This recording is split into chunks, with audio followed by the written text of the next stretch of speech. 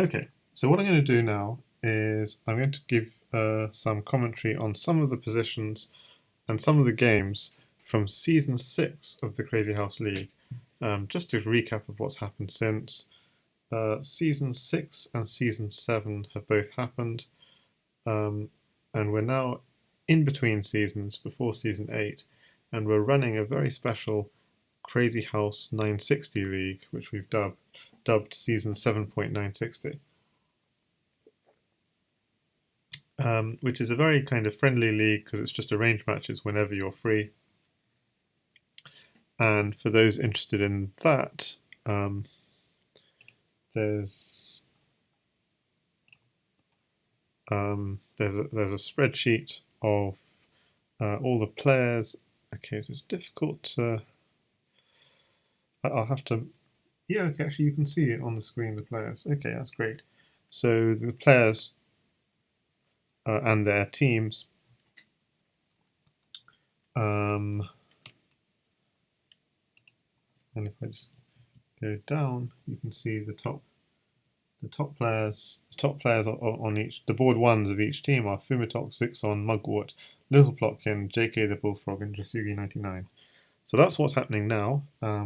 And if we go to the calendar, we can actually see the matches. In fact, the Lone Wolf against Darkness just happened earlier today.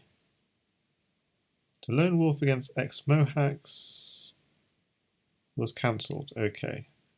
Yeah, I missed that. And I didn't see Pepe against Flourish, and that's because it hasn't happened yet. And that will be happening on Sunday at 4 p.m. So that'll be something to look out for. I've just played one match myself against Duvid, and you can see that on my YouTube, my previous stream. I lost that match love too, but they were definitely interesting games. Okay, so back to Lichess and some Crazyhouse study.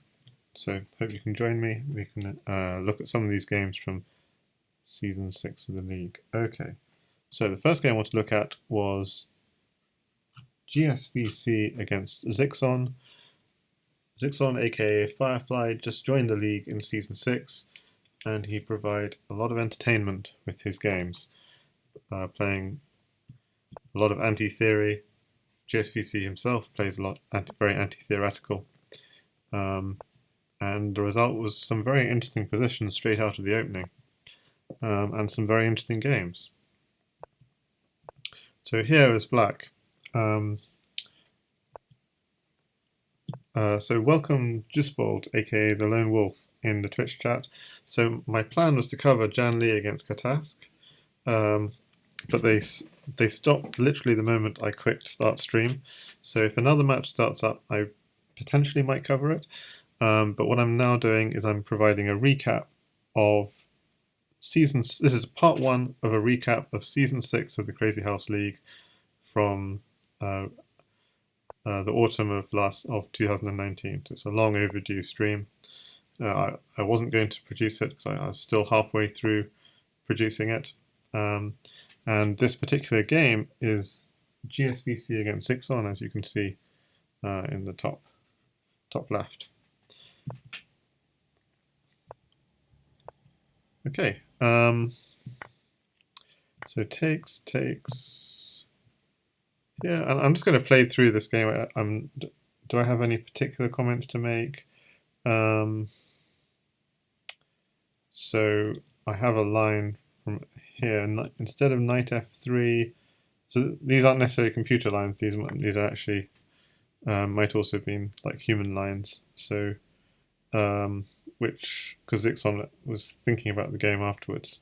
So pawn takes pawn. He was thinking pawn takes pawn. If pawn takes pawn, bishop takes knight. Bishop takes knight takes pawn. He was thinking about this line. The idea being, if you take this knight here, but that doesn't work because of bishop at a5 check. And then so anyways, this is just an idea. Some nice ideas. I mean, the engine. What's the engine think about this idea of taking the pawn here? So it's just something to consider. Takes. It doesn't like it because of this, and if just takes here,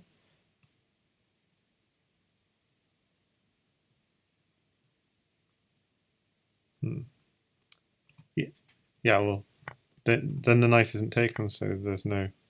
Okay, so the engine likes that quite a lot, but if you did take with the pawn, the move the engine finds, well, then it does, and then it doesn't like it. But one of the ideas the engine comes up with is at c7, which is kind of annoying.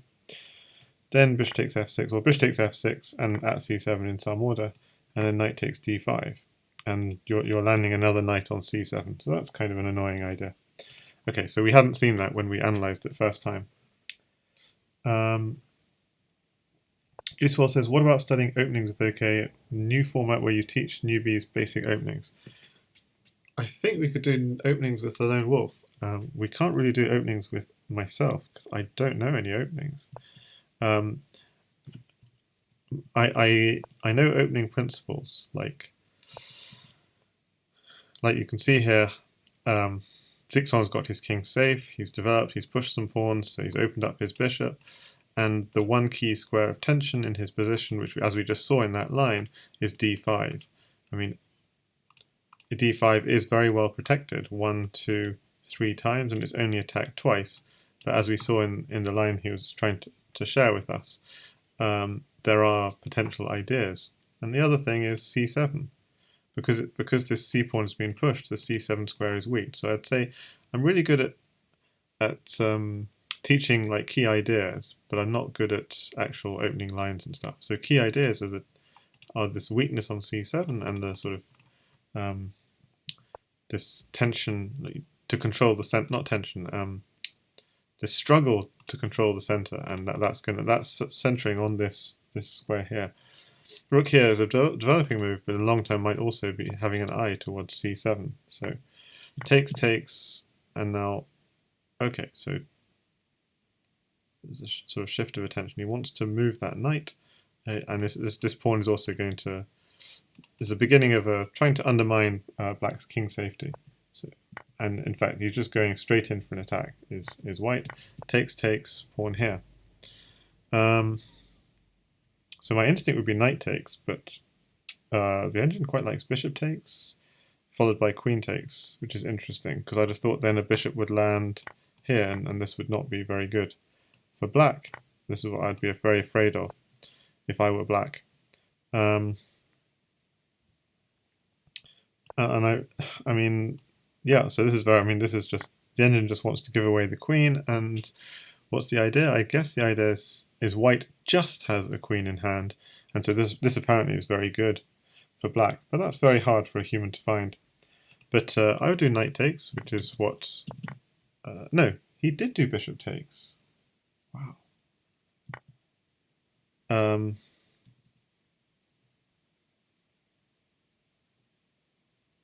Yeah, I'm really impressed. He did bishop takes, and he was thinking actually of going straight in with at d2, takes. Yeah, and this is not good because white's attack is faster. Black doesn't have any attack with the queen yet, and this is just very dangerous. I mean, if you just move the rook, you're almost getting mated, I think. So apparently, yeah, knight takes pawn, and is it not knight takes pawn? No, not knight takes pawn. Knight takes knight apparently is dangerous. I think because you can't take it back because of knight at f6, which of course you have to take because otherwise you're getting mated. But then, there's just no defense on the dark squares in black's position. Okay, so that's why he opted not to go for at d2. But I'd have been tempted by knight takes f6, which apparently is not good because of this. So that makes a lot of sense. Okay. So this idea is actually quite good because it distracts the queen from defending this key square, which we were discussing right at the beginning.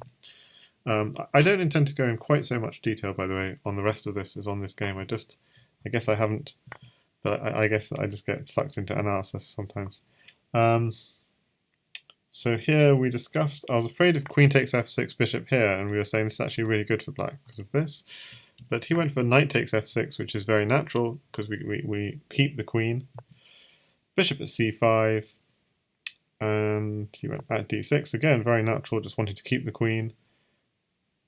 And by the way, also knight takes is really good because you're controlling that central square. So queen takes is a very hard move to make. Like queen takes, white could even do this, And yeah, and apparently still black is still okay with moves like queen d6, but this is very hard to do a move like this. I mean, I'm worried about the dark squares in black's position. And I mean, Stockfish has ideas like bishop at a5, bishop at c3. Really, just completely chill. Knight d7, really, and just hang that bishop. I mean, why can't I just take the bishop, for example? Okay, so I'm a bit confused, to be honest. So I'm not gonna dwell too much on that. But knight takes is just a very natural move. Bishop here blocks, takes, and fork. So white's idea has always been just to undermine these dark squares. That's what, hence the sack on e7 and the pawn at e5 originally. Just to get in on these dark squares, because otherwise black has quite a safe setup with the bishop and knight and pawn here. And it seems like he's been quite successful. What's actually quite stunning from the engine perspective is it just wants to give up the queen. It just wants to give up full queen, just absolutely no interest at all, and just wants to say white's only got a queen in hand, and you can't do anything with just a queen, because it can't defend very easily. Because the moment you start defending with the queen, you're giving back a whole queen. But anyway, that's completely stunning. So Zixon did something much more natural, which is move the queen out of the way and give up the knight. Queen takes pawn, but now it's sort of dangerous. If white can ever exchange queens, obviously, this is dangerous. Even just knights and pawns look a little bit dangerous, although this h7 is a good escape square for now. If you had a second knight, then maybe there'll be danger.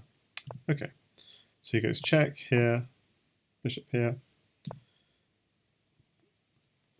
here castles. This is all good. I mean, I have some other lines, but let's just go through it. Takes. White goes straight in for an attack. So trading the minors. Black's defending. Knight takes the free pawn was also good, and then just probably work away on the back rank. But white did this instead, and I think, yeah, I'm worried that white loses a bit of his dark square control, actually losing this pawn. But apparently knight takes d5 at g7, and he's still in good shape. Bishop a3 that's a nasty fork, but white didn't find that one. But equally good moves. So in this position, JSVC is doing really nicely. Bishop at f6.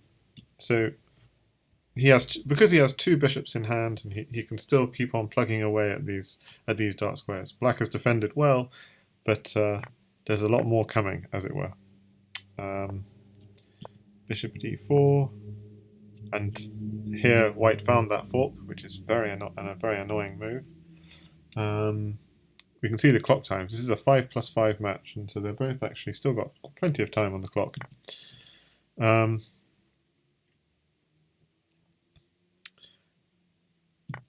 Desperate measures. I mean, the Stockfish is even calling for knight here, bishop takes, knight here, pawn takes, and queen takes rook, threatening rook at h1 mate.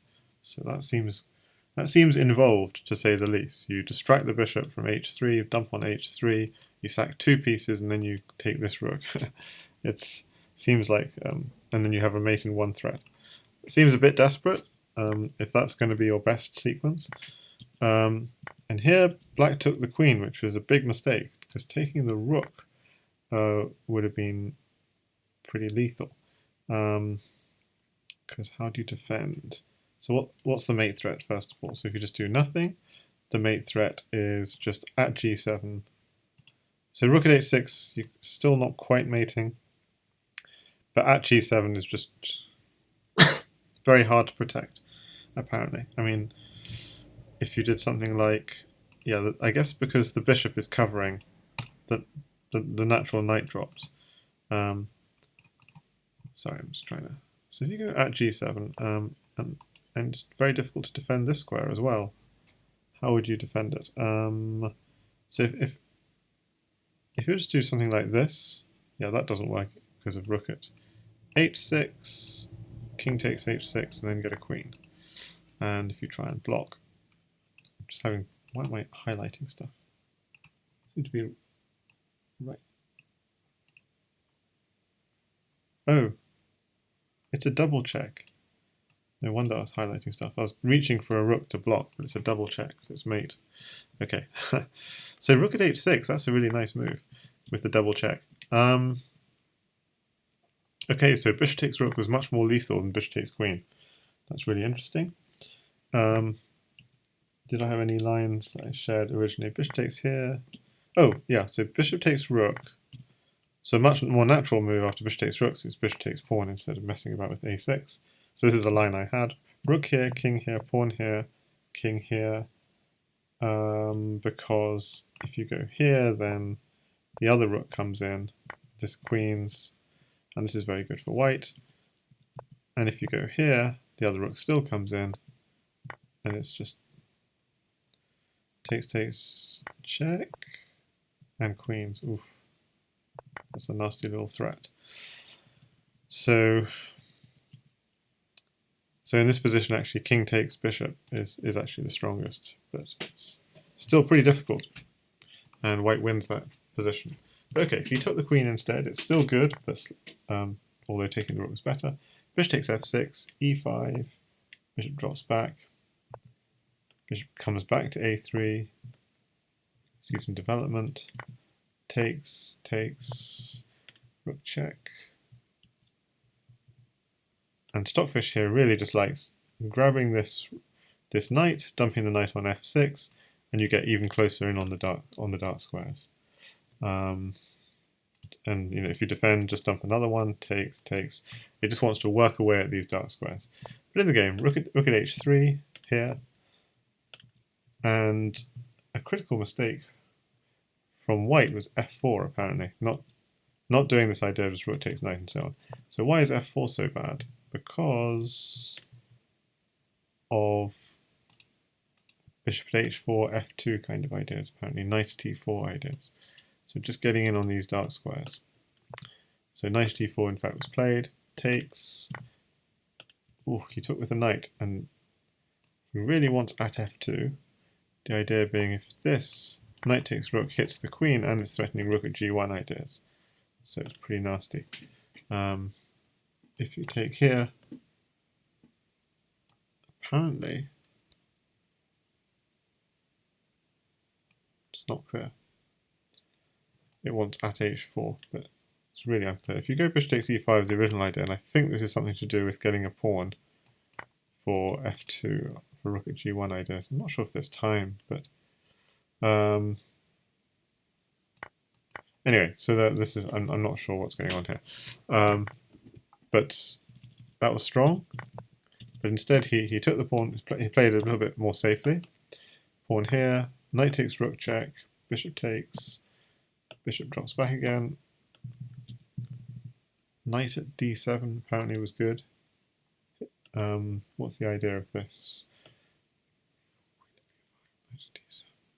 So you're threatening knight takes rook, but why can't the rook just move?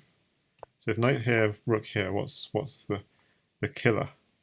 Rook takes knight, and you're threatening knight at f8. Yeah, that is pretty nasty. Ouch. So you can't even take back this rook. So this bishop at h8 ends up being a bit of a liability. Hi there, not ZMV. ZH is cray. It is indeed. Wonderful game. So bishop dropped back. We saw this from white, and I said this idea of just getting in on f2. f4 did prove to be a critical weakness. Rook c2 backs up to defend. f2 came, takes. Knight returns, hitting that rook. He defends, okay, he doesn't take it this time, he goes at g3 here. Oof, and that was a critical mistake. That was finally the critical mistake from white. Black is now mating. At h2, if he doesn't take it, rook at g1 comes, picking up the queen with check, and then going at h2 again with another pawn.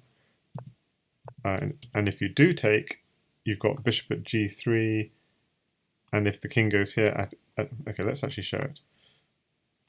you have enough pawns just to use a pawn here. So the point is, if you go here, there's just rook here, and you have a second rook for checkmate. So in fact, he has to go here, but now you can take the rook with check, or even stronger, go here,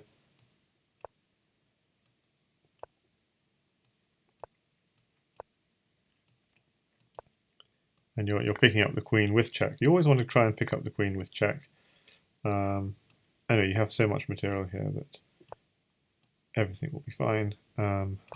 If, for example, he goes here, then queen here is checkmate. And if he goes here, you want to cover this escape route, so queen here is checkmate again. And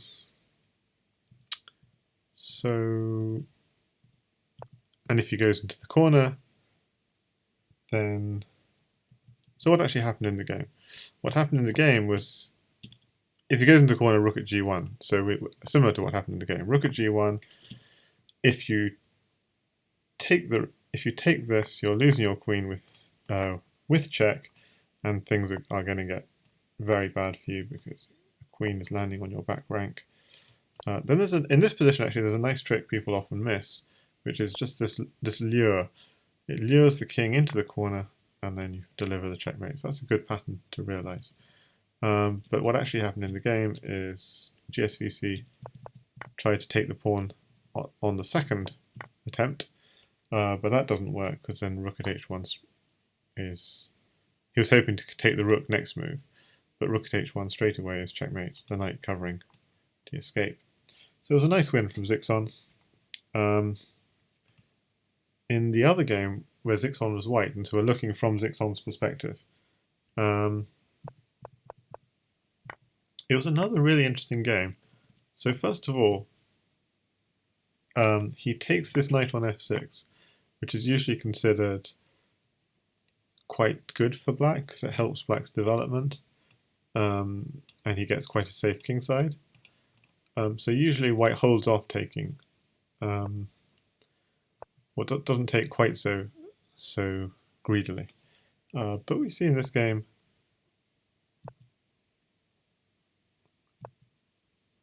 white even willing to give back that knight. So why is he so willing to give back the knight? So if you just did something like this, I guess the worry is you're letting black develop a lot of pieces with tempo. You can never really push this pawn, which is annoying. You'd have to at some point maybe drop a pawn on c3, and so okay, he just decides to go for development, potential attacking ideas, castles, bishop e2, just blocking off this file to make sure he can get castled quickly. He doesn't want to run into difficulties. I mean, the move at g5 seems to be asking for knight h5 where the knight wants to go anyway, so maybe that was a slight error. Knight c6, knight e4.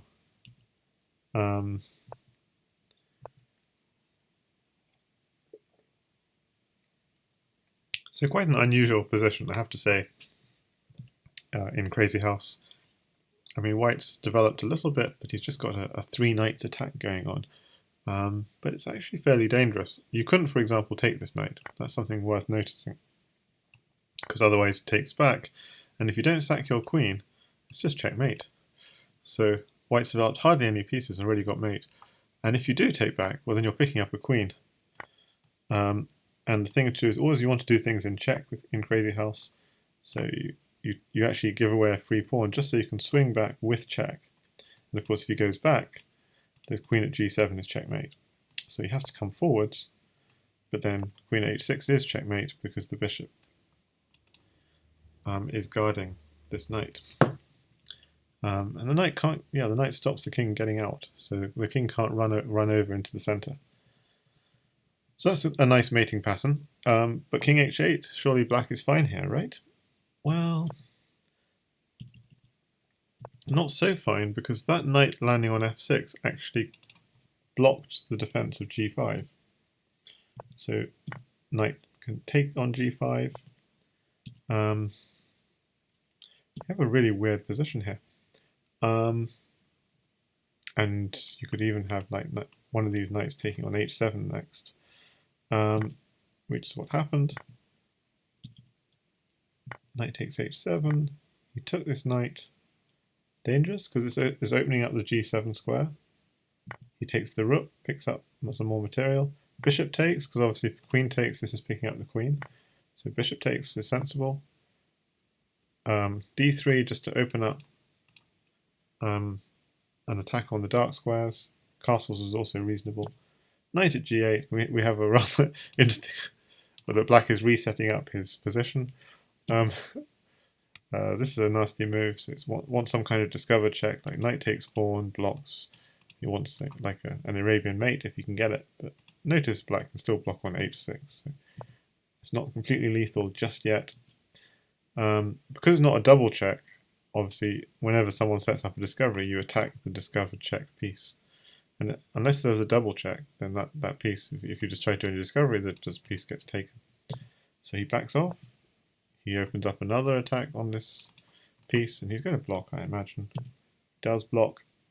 He throws in a check, blocks, and he now blocks off the file. So it's just all being he blocks off the file, and it's quite a cunning move actually. This, because it blocked off this diagonal.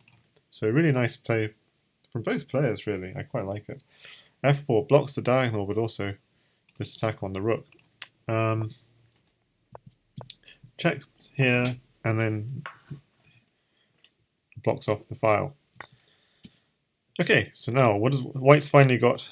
Can finally like actually he can't really breathe because this bishop is under attack now from two pieces. So probably quite tempting would be just to exchange off and then take this pawn. That would be my instinct. But apparently this piece is not so important. So as you'll see, oh, the knight's pinned. Okay. Yes, okay. So no need to worry about this trade because the knight is pinned. Knight comes in to attack the queen. Knight takes knight. F takes because he wants to keep his attack on the queen. Bishop takes h6. Okay, so he's just saying I've got a discovered attack on your king, and you can take my whole queen. So if you were to dare to take my queen, it's basically going to be lights out. Is the idea. So why can't he just block? For example, here, you would just take it, and then at g7. Obviously, if you give up the queen with check, that's going to be bad news. So what about this? Well, you're still going to give up the queen, even though it's not with check, and knight, rook, and queen is not enough for black to mate. So this is going to be a win for white. So he didn't take the queen. He blocked off the file, which seems sensible. And white should have probably continued the attack in some way. Maybe even bishop takes bishop, knight takes queen. At g7, king g8. Then take this queen. You're threatening a queen drop here, takes and promote. And again, there's no mate here. So that would have been an interesting idea. Notice also that even if black gets a pawn here check takes, there are no obvious knight checks on a king on d2. So there could be another pawn check if you had a second pawn. But really white's quite safe. Black needs two pawns to really start any attack. So he could have done that, and I think maybe that was probably maybe a regrettable move from Zixon in that game, just retreating with his king. Takes, he's still got the advantage in this position, but as we'll see, things changed. Attack on g2, takes, and his king was on the run. Here, takes, king takes is the best move. You've got to be careful, because if you go back, you're losing. Just straight up losing. So, you've got to be careful. And if you go here, then there's knight f4 check. And again, you can't go here because I was pawn at g2, and again, you're losing. Okay, you're not losing apparently, but it's just really dicey, that's all. So where can this king go? It can go straight down, but then, or it can go straight up. Straight down is actually really dangerous. But worst come to worst, No, that's a bad move. I mean, probably the interesting move is this. Knight takes here, and why can't we just take back? Because now this is baffling as heck. You go like so. You don't want to lose your queen with check, so you move your king again. You win a rook with check, and black still has a pawn in hand to finish off the mate. And if you gave up your queen with check, then it's all going to be over as well. So we don't need to look at that line. So queen takes e4. Fascinating move. So that's interesting. Knight takes pawn. Really, is that if pawn takes knight, still even pawn at d2 also. But the point of this is pawn at d2, pawn at g2, you need a third pawn after the king takes the rook. That's why queen takes pawn is so powerful. But in fact, white's best move here is actually just giving up the queen with check, which seems insane. I mean, I'd want to just take that queen. And apparently there's no lights out mate in this position. So that's actually interesting. So black is winning, but there's no obvious mate. Okay, but if the king goes here, so if the king goes here, knight here, if the king goes up, then in fact knight g2, and the king can't come up here, because otherwise queen b4 is dangerous. The king can't run back, and if you block, there's at c5 check, king d5, and then this knight comes back, blocking off your escape and delivering mate. So you can't escape, so you have to come down again. And as we saw, if you go this way, you're in trouble. If you go this way, there's some annoying ideas. So that would have actually been a draw. Okay, so he did the right move. He took that pawn. And now knight f4. So GSVC played the best move in this position, even though it's plus 10 for white in theory. Knight f4. He only has black only has one pawn in hand, so it's quite difficult to see how this is going to work. But okay, let's see how it did. Knight f4, bishop at b3, at g7, just defending, rook backed off, attacking the rook again, and the rook sacked itself. So now notice now black does have a rook in hand.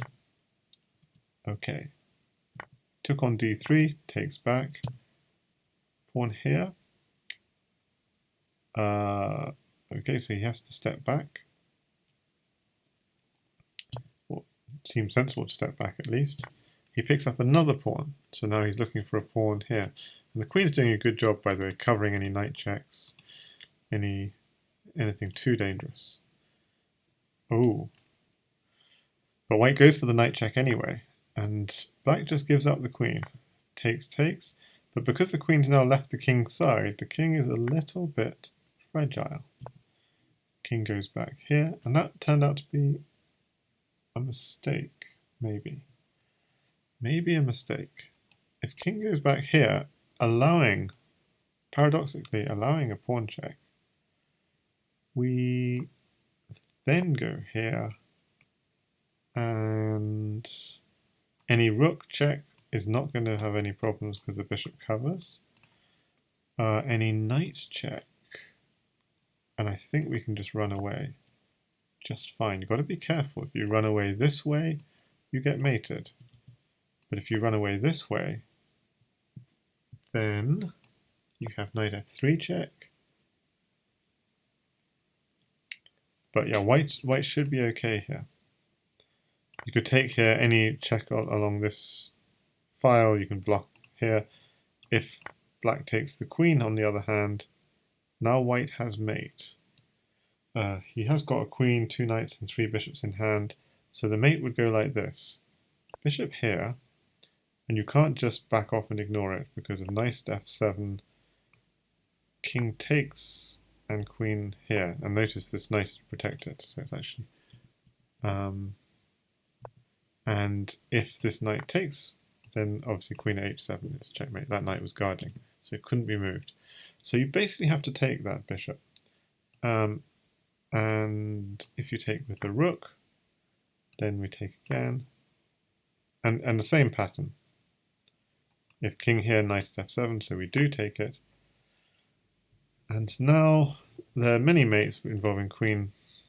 Yeah, so it's quite straightforward to find a mate now. But the neatest mate apparently is knight at h6. And when you take it, another knight on f6. Bishop at h8. And the idea is if you take queen here is checkmate. So you try and run, but then queen here is checkmate. So that's again quite hard to see. So I'd say the easy mate to see in this position is just to drop a queen here. Suppose black tries to block. Then you just drop a knight here, and if he tries to run, we put a bishop here, and actually, oh yeah, we actually got queen takes g6 checkmate. I was thinking of stuff like knight here check, but that doesn't quite work because you might distract the knight, but then you give the king gets an actually another space to go. Okay, so king c1 curiously. Oops, I went too far. So king c1 curiously was not as good as going king d1 and then to c1 because of what? Okay, rook c5 check blocks. So apparently you have to block here. But anyway, we'll see why. Blocks here, knight at e2 check, king d1. If at c2 just takes, that apparently also leads to a draw, bishop at f3, and so on. But okay, instead black went here, and the game ended in a draw with the king going up and down. So why can't white do something else? Why can't white go to d2, for example? Then knight e4 check looks fairly dangerous, and knight takes queen. Not so good. And if you go here, well, again, similar ideas. Knight f3 check, king f1, and knight takes queen. So he didn't want to risk any of that. Black might end up winning. Now, why was it so important to block on c2? Why couldn't you do the similar kind of idea with this knight here check? Knight here check, here. Knight here check, here, knight takes queen. Doesn't work because you have bishop at g8. So that was the key idea. Bishop at g8 was white's way of getting in, and that is the actual key that I didn't fully appreciate when I first looked at this game. The reason why pawn at c4 is a mistake is it blocks the bishop file to g8. That's why at c2 is so important here.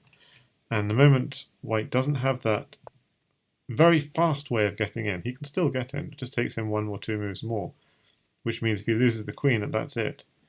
Gisbold says, yes, at c4 block the bishop. So the moment he lost that, he had to just settle for a draw, and that's what happened. JSVC as black saved a completely losing position, and got the first ever draw in the Crazyhouse League. Okay, so that's a couple of games from the league. Now let's try and do some puzzles. Now I'm going to actually see if I can cover up analysis in case there are answers given here. Wouldn't want that. I don't want to cover up. The only thing is I don't want to cover up pieces in hand. So maybe I allow.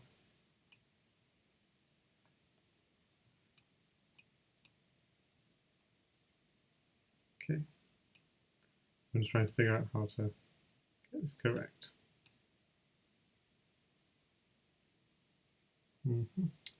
Okay, so we're going to show some puzzles shortly. So that's hopefully just about correct. Let's see.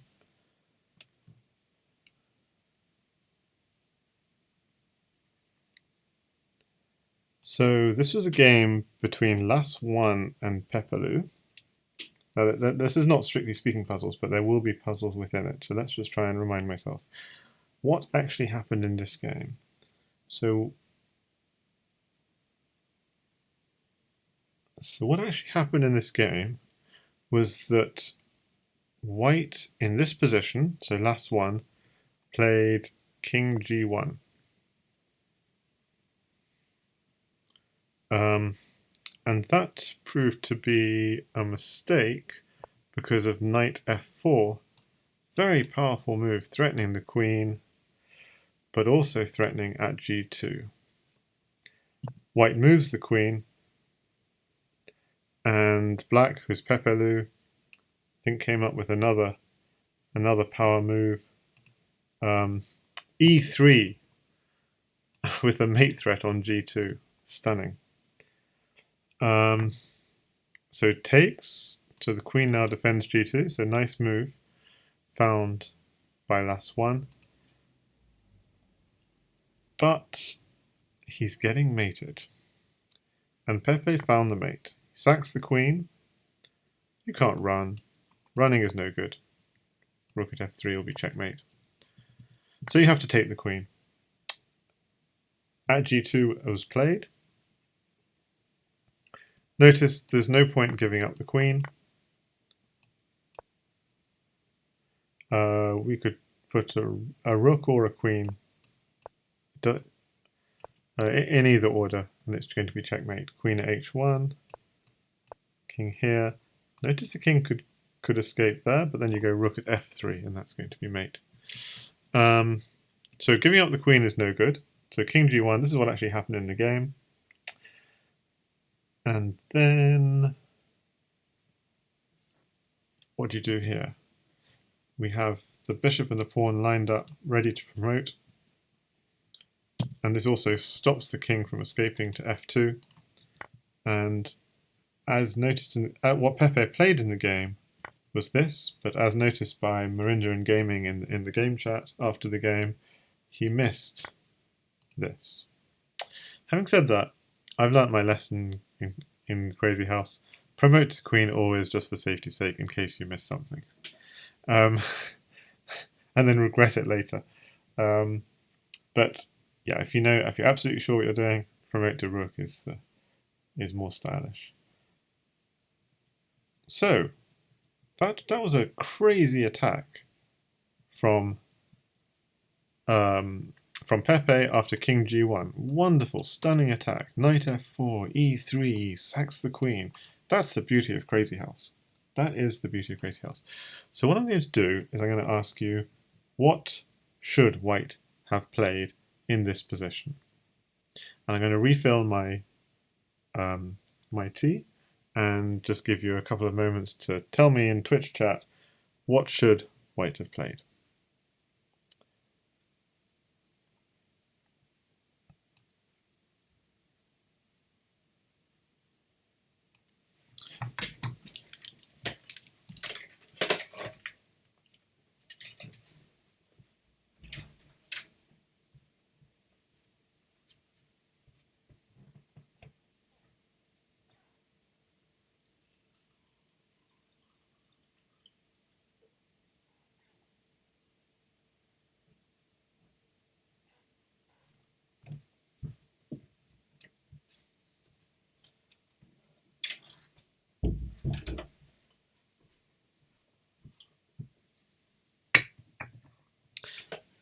So Juicebold in the Twitch chat says, okay, maybe just ignore all and knight takes h8.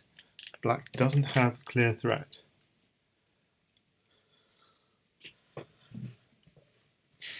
So usually if you find your king facing a discovered attack, and even a potential discovered double attack, like telling me, oh, there's no clear threat. Really? Okay, so let's just have a look.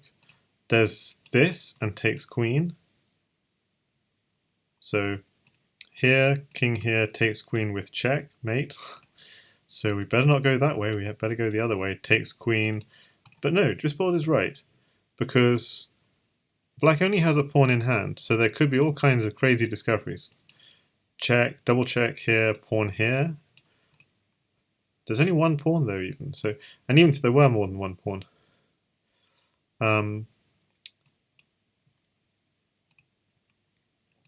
knight here, check, king here. There's no real follow-up.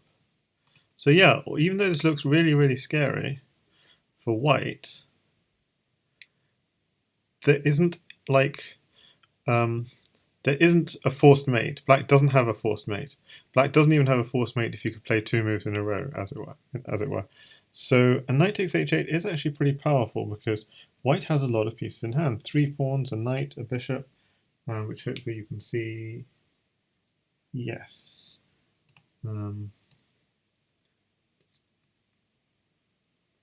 Let's cover up the options.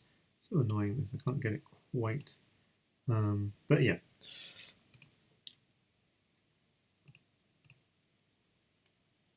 Don't know how to get this. Yeah, so unfortunately it's giving away the eval, but that's fine. I'm quite happy to give away the eval. I just hope that, yeah, you can't, yeah. Okay, so knight takes h8 is dangerous because there's at f7. There are a lot of other pieces in hand. Okay, so actually, let's see what happens after knight here. Black could retake, but that would be quite defensive. Knight f4 is clearly the danger move because you don't want to do this. That's what I was trying to explain. So it turns out you can block if you want to, but that doesn't really help. You're going to have to run this way anyway, so you just run this way straight away. Now the point is that actually taking the queen is... It just says king always goes to e1 and quite safe. And hi there, Chess Maria. I hope knight takes h8, knight f4, king e1, knight takes e2. Knight takes e2, yeah, so knight takes e2 turns out to be a mistake. But f7 is not correct. So f7, king to d7. Okay, maybe there is, maybe it is fine. King to d7, okay. King to d7 is the thing to do. If you go to e7, then apparently this is good for white. Because, why is it good for white? This is difficult. So one crazy idea is just going here. The point being, if the bishop takes, there's knight at g8, and you're later taking this bishop. So this is actually really lethal. You can't ever go... If you go to d8, this thing is queening. And if you go to d7, it's taking the bishop with check. And if you go to d6, you've got pawn at c5. So you just walked into a mating net if you go to d7. But black has... So to e7. But black has this amazing move, king to e7. Now the bishop is guarding the... So what does white have here? In fact, white's best attempt is just give away that pawn, and of course taking it is then this is tough. Taking it would be a mistake because of knight at f6. So you give away your pawn and then you'd run to d8. Okay, maybe my engine is not strong enough and it's not sure. You go back to e7. It's saying, yeah, maybe there is something here, but it's just very unclear.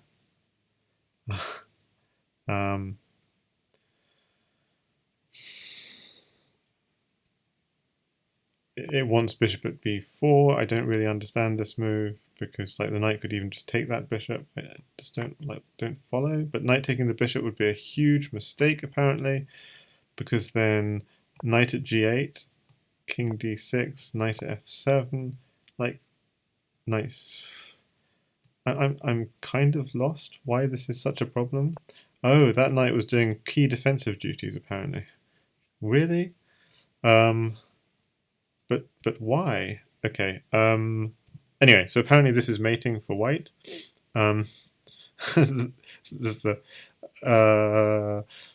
Okay, but anyway, so if you just go king to d8, maybe that's... But then the danger is bishop at g5 check at f6. Yeah, it's not clear what white has here. Let's just put it that way. It's tough.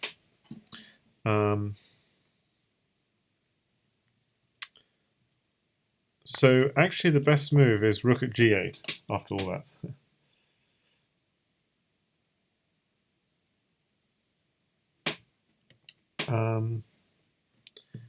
So rook at g8 is actually forced mate for white, so it avoids all the complications. So the question was, can we give up our queen? And surely white has something good here with 3 pawns, a knight, a bishop, and a rook. And the answer is he does, but the critical move is rook at g8.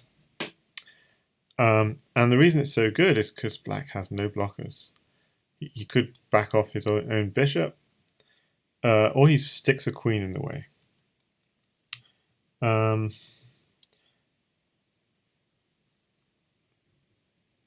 Backing off the bishop is a bad idea because you give away f6.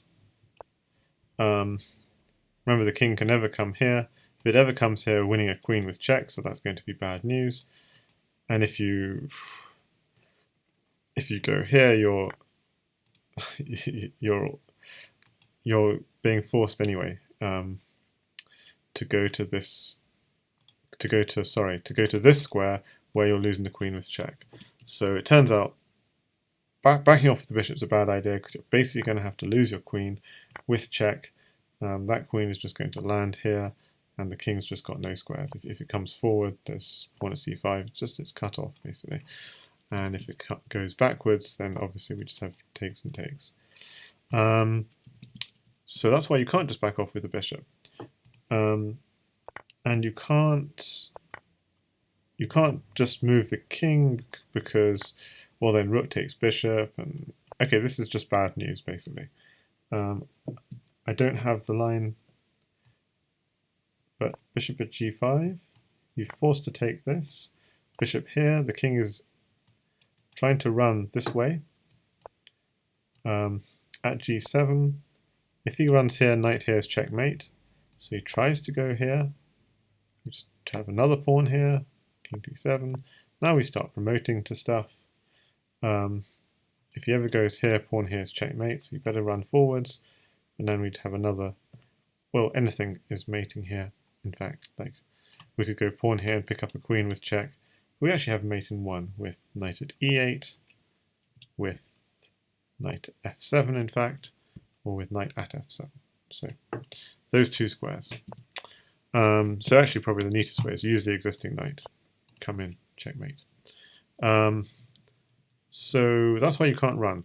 And so basically the only reasonable attempt is try giving up the queen, which doesn't work because then I was thinking queen at f7 would work, then pick up the bishop with check, and if he blocks you bring in a knight check. Maybe let's just try this.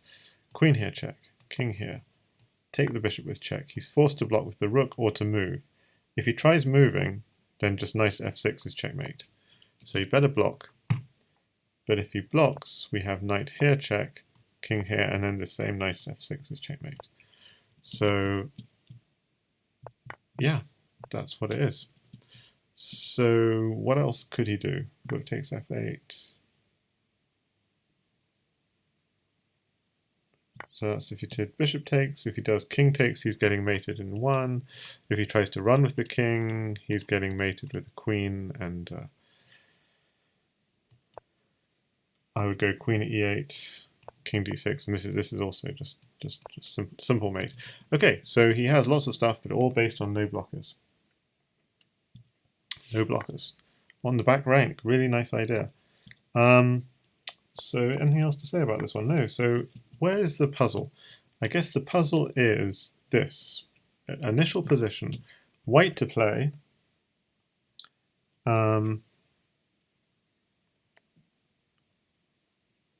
White to play, and the principle of this is the best defense is actually to counterattack. Take the rook. Yeah, we might lose the queen, So probably black's best idea, as we saw, if he takes the queen, he actually gets mated. So black's best moves are stuff like just taking the knight. And this is still really dangerous. Rook at g8, knight block maybe, or king f7. It's just very dangerous. Knight to h6 would come. King to e7.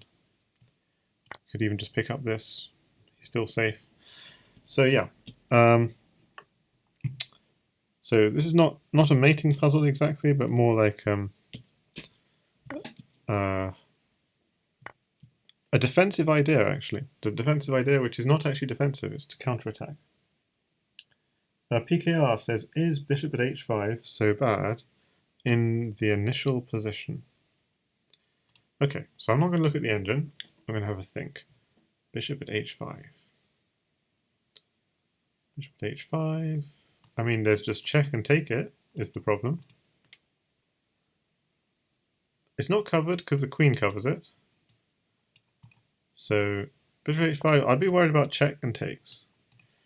Yeah, so knight f4 check here. And I would be thinking of taking it, but apparently taking it is not the right approach necessarily. It's still good for black, and this is also good. This is even stronger for black. It actually just wants to take the queen, ironically, in this position, and after here, then take it. That's what it wants to do. And if at f7, then you could even just sack the queen on f7, or you can go to that king to d7 is also just fine, apparently. Even king to d8 is okay, and then run to d7 later. But yeah, this looks a bit dangerous because you have these ideas of promoting and then freeing up f6. So what about if this rook here? Just this. This is the point. So rook here is stronger. But still, so black is really good here. And okay, worst come to worst, we could always just take. And if you take us, then at d2, check.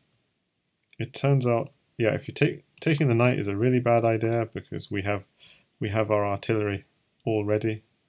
We could even pick up another pawn and so on. If you go here, it's a bad idea because we have c1 double covered. If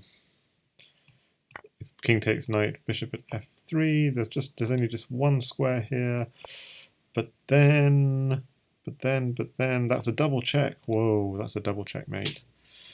So that's why you can't go to d1, and you can't go here because of apparently knight takes d4. Apparently is strong here, but the point really is queen at f3, just opening up this thing. King takes d2, bishop at c3. You have to go here probably, and then at b2, and you're getting mated. Now let's go with the rook to please Marinda in gaming. So but the critical position, the critical move here is actually king takes this. And then it's not so clear, but apparently this is good. Queen at f4 here, and then probably just defending. Queen takes knight. And black is doing okay. Here, knight c4, and so on. So, yeah.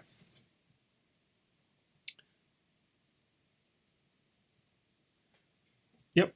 So the check and take is the refutation of that. So really, it is a unique good move for white in this position to grab the rook. Okay. So this is just part one of a recap of season 6 of the Crazyhouse League. Having said that, we're only up to chapter 4 of 64 chapters. How on earth are we going to go through all? But never mind that. Let's just have fun.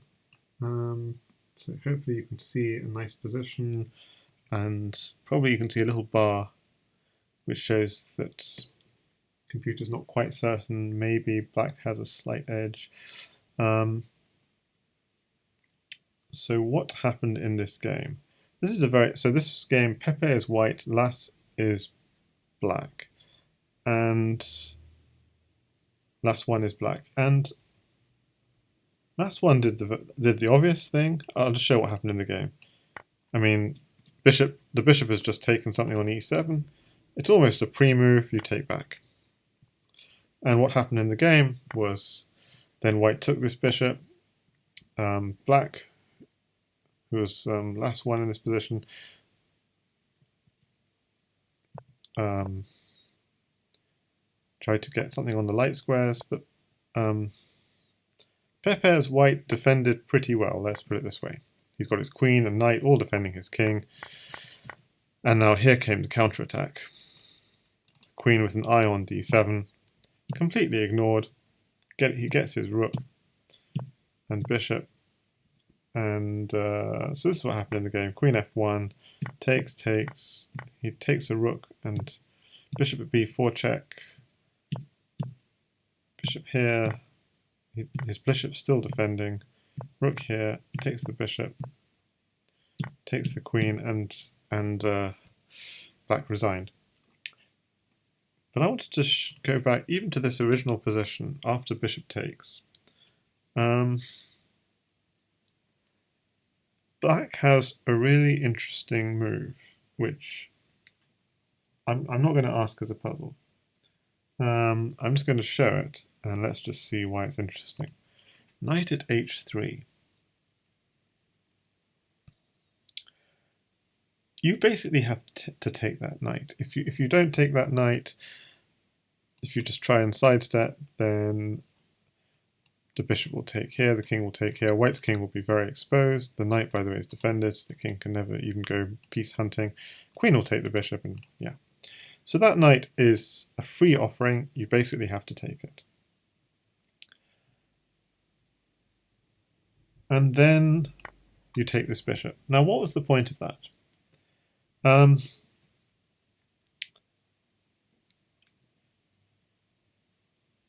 Bishop g4. Yeah, bishop g4 looks interesting. In the original position, bishop g4. But then you lose the queen, though. I mean, you just lose the queen, and that's a mate threat is the problem. So you'd have to take back. So white gets really good initiative. So knight h3, it can't be ignored. So it feels like you're just giving up a piece. And it doesn't feel that good. I mean, at f6 is coming next. What else? Apparently at f6, knight d1 is also a good move. If ever black could get hold of a pawn and a rook, then white's in trouble. If ever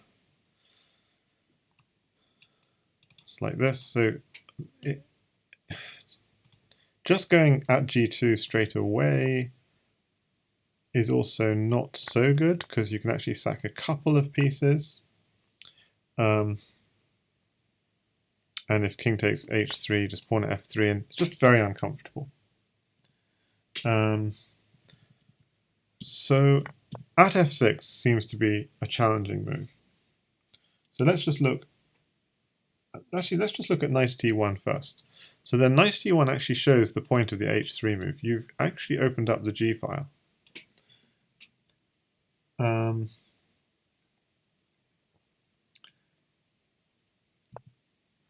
So you can go straight in with queen g5, blocks, take the knight.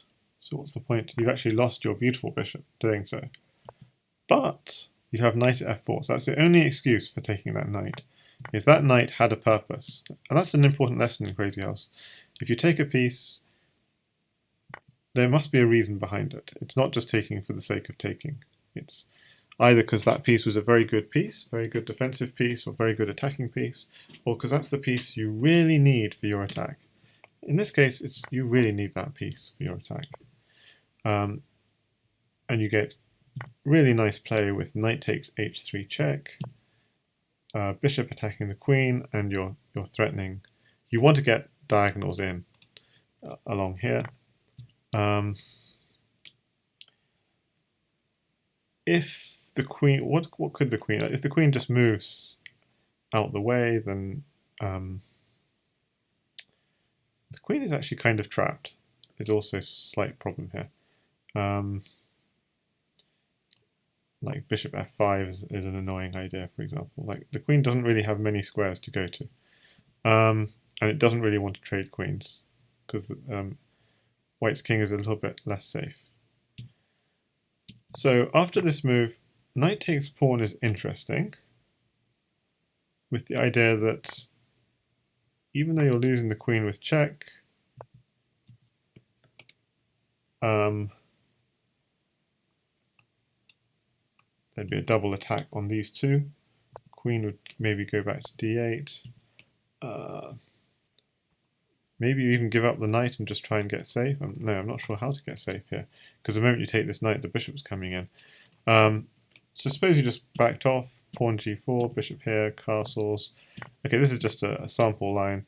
f6. Okay, so black is actually black is apparently slightly better in that position. So that was like a desperate attempt to defend, and okay, that was quite interesting. I guess the most instructive point of that was this taking the knight for knight f4, and I don't know. The thing is, this move is quite hard to find. Knight takes pawn. Like why can't we just take it back? So taking it back is not so good because bishop c6 and stuff. And queen takes pawn, bishop c6, and then queen takes pawn. Yes. Okay, so another try, instead of that, is add f6, the attacking approach. So we take back, queen takes f6, seems natural. This again, just would be a very natural move. You're threatening knight at f6 next.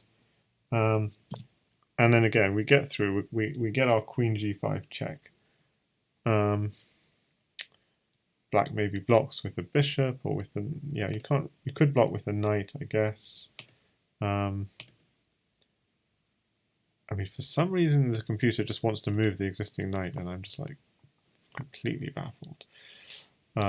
It just doesn't care about losing the queen, which is stunning in this position because black simply has at g2. She's not threatening this because knight could take it back, but yeah, it just wants to do this. But okay, a natural move would be just to put a new knight on g3. That would be like a normal thing to do. And the problem is black would then have pawn at g2, and why can't we just sidestep again? So black has got quite a big attack, is the point of all this. He's now forcing a rook. And forcing a rook, okay, the knight can take it back, but this is actually pretty lethal. So yeah, black gets really good play. So it's just a really cute middle game idea. This is very advanced stuff, frankly. Knight at h3, but I thought it was just quite instructive to share this idea. Okay, let's go on to PKR525 says he remembers the next game. He had a crushing position before he messed it up. Vectorvel found mate in this position as black. Well, okay, this is a really common pattern. You have a knight covering the dark squares, and then some bishop covering the light squares. This is just a really, really common pattern. In this case, we have black has a queen as well in hand, so it's just a really, really, really, really common pattern. The king comes here. At this point, it's tempting to put the queen down, but then the king seems to be running away, so putting the bishop down is even stronger. g5, bishop takes g5, blocks off the king, and then queen h2 is checkmate. I think what happened in the game was something slightly similar, but after king takes g2, knight h, f3 was played, yes, f3 was played. And this was a more complicated mate, queen f3, knight here, and knight here. So that was the actual mate in the game. If the king tries to run this way, then there's queen e2. If king takes d4, there's knight b5. Notice, by the way, this power position of queen and knight, 3 squares away from each other, means the king basically has no squares to go to among these 3 squares, and the queen, moreover, is cutting this off. So it'd have to run here, and now it's trying to run in this direction to here, and we can cut it off with a bishop.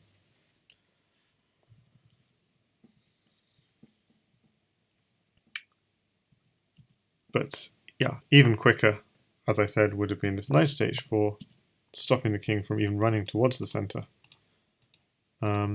Meanwhile, the other knight's covering these two. And then this very nice move, pawn at g5 or pawn at g5, for the sole purpose of just blocking off the king, and then queen h3. So it's a very nice mating pattern I wanted to share. Okay, but the basic idea was very clear. Okay, so now maybe I'll leave this, make this a puzzle. White to play. So again, we've got a similar kind of knight controlling these two squares. And white's got a lot of material, knight, bishop, queen. So again, when looking for this, we want to look for checks, obviously.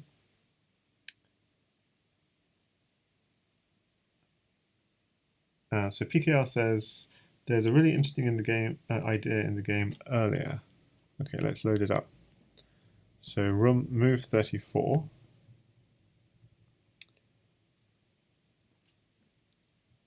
So I assume it's white to play.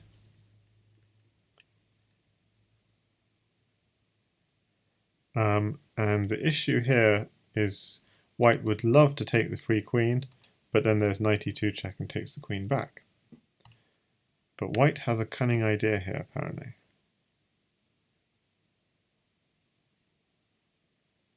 I don't see. What's the cunning idea? Knight here, queen takes pawn.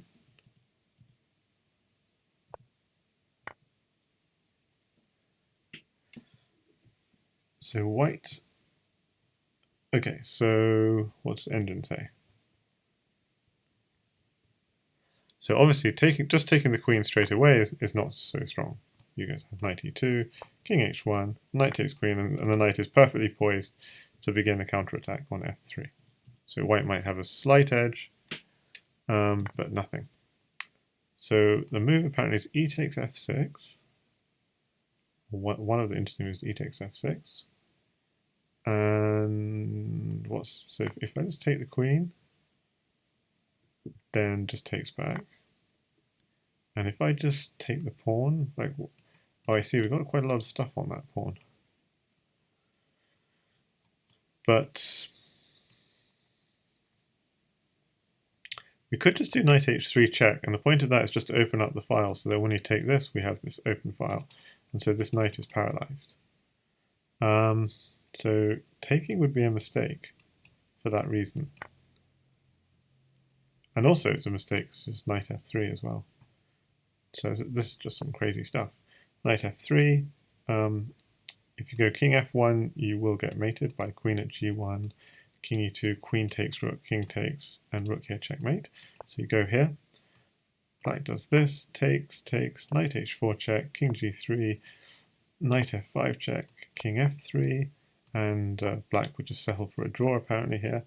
So the reason he's settling for a draw is because if he just dumps the queen on, there's king takes knight, and actually there's no way of continuing the attack because this square is so well defended. So white would be winning. So knight h3 is just my hunch in this position. But knight h3 apparently doesn't work because white can just go king h1, and there's no smothered mate. If you try and do this nonsense, the knight is actually covering f2, so you've always got to watch out if g1 and f2 are covered, if the smothered mate works. So just king h1 is fine. Okay, so knight h3 doesn't work. So what does work after e takes f6? E takes f6.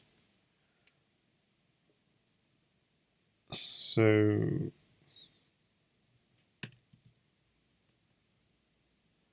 okay, so e takes f6. What does black do here? So like I said, he doesn't really want to take here.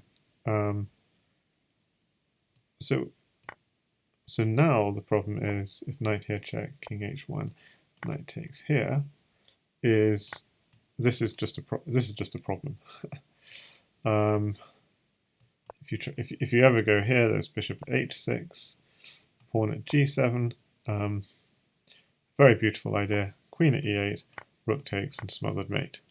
So if you don't see that smothered mate, then it's not so clear, maybe. But that's a very nice little thing to be aware of.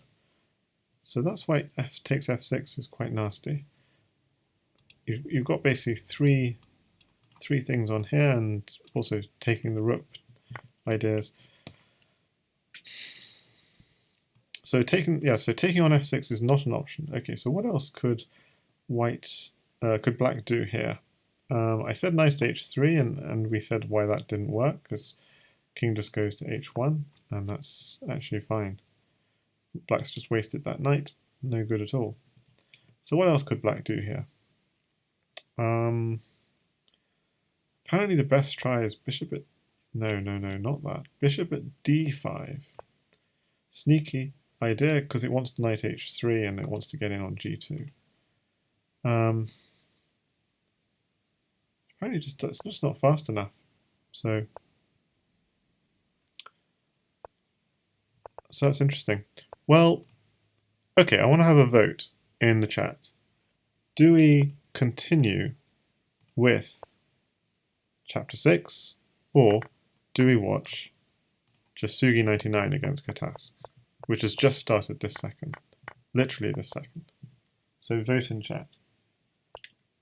Season 6 highlights, or do we pause the highlights and watch some live action from Jasugi99 against Catask? And I could even hop onto Discord if people want to join me.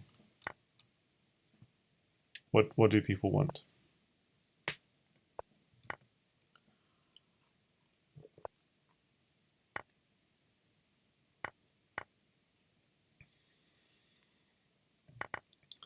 So at least that square is covered. That's black's reassurance. Although if he takes, it's not going to be covered any longer. Ooh! Look at that from Jasugi.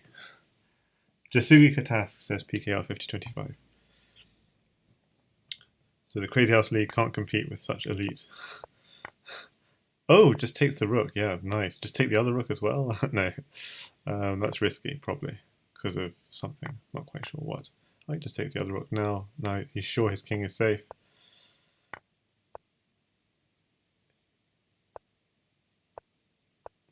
I think his king is safe.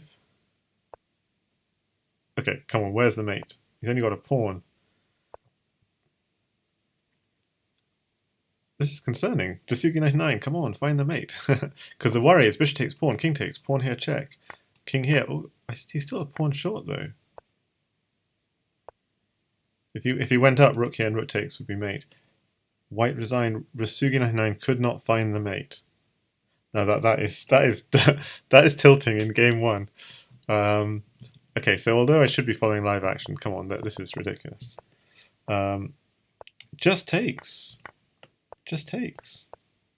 If king b6, bishop at a7, king a5, then takes this bishop. So black is a pawn short from mating basically in this position. Just takes, and you can. No, he's not a pawn short. What am I talking about? That would be brave though, saying I want a bishop for a7. Okay, so back to the live action. Catask is white. He's just taken a one love lead, rather a tilting lead. Seemed like Jasugi was doing more than fine in that position. I'm just 100% sure he's just going to take here. And this is looking really nasty because like black can't develop his king side at the moment because of this like bind that white has. I was surprised he even did that. But maybe there wasn't anything better. So he wants queen takes and then to come in again with the bind. Okay, any other votes? We're going to stay with Jasugi Catask. I think that's going to be the consensus here. Gives up the queen. Why not just pawn here? What? That was very confusing. He wanted to save that bishop, I guess, but still. And he only had one pawn probably at that stage. But this is looking... So Jasugi just trying to get his white's king out, but there's nothing. And now he's threatening queen takes rook. Queen takes rook is the threat. Just queen takes rook, rook here, checkmate. So he knows... So white basically has to go for something. And the king is just coming away. So he just hides the rook. Just pure hiding going on here. Knight here, check. But what's the continuation? He wants a pawn, exactly. A pawn for here, and then he can't even go on the back rank. But he could go... queen here and then knight takes rook, that kind of idea. Okay, I kind of missed the live action. King takes pawn. Okay, this is just what? This is just far too fast.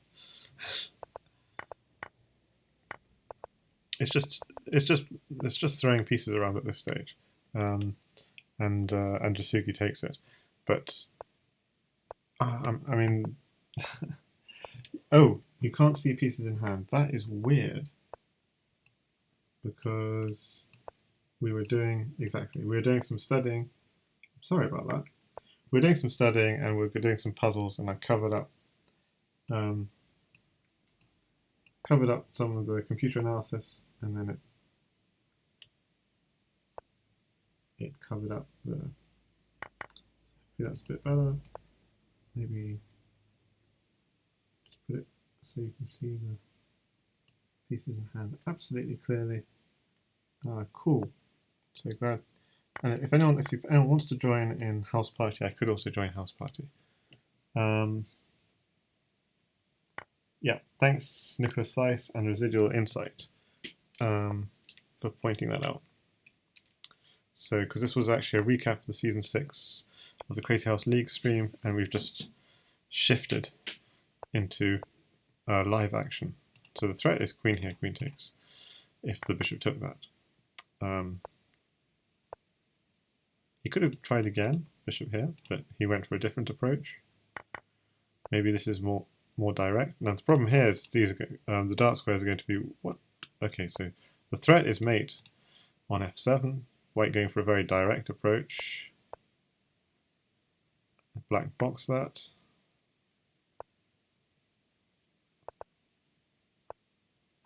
Wow. Is this a draw or is there something better? You can't find anything better, but there must have been something better there. But was it win by flag? I'm just this went too quickly. Was that win by flag? Okay.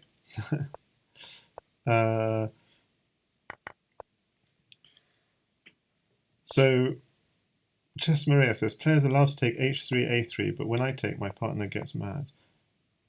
So, yeah, you can take on h3, a3 if it opens up a weakness on g2, on the king. So h3 and h6, they definitely can. Yeah, so it's definitely possible. And Nicholas says, I'd get absolutely clobbered if I tried to play players these days. Well, Nicholas, you'd be clobbered by these guys even in your prime. I mean, these guys are like next level. Even and Katas knows theory as well as being next level.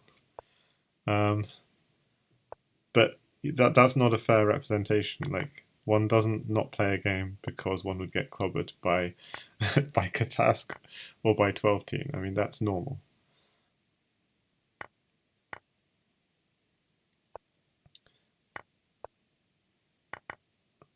Yeah, so black probably has mate now. Does he? Does he? That's the question. He's got 2 knights, so it's like and he's looking. He's just so where is this mate? Okay, so he goes for defense instead. Don't know if that worked, but okay. Okay, now he's going for the mating ideas. Yeah, he had to take. Just pawn.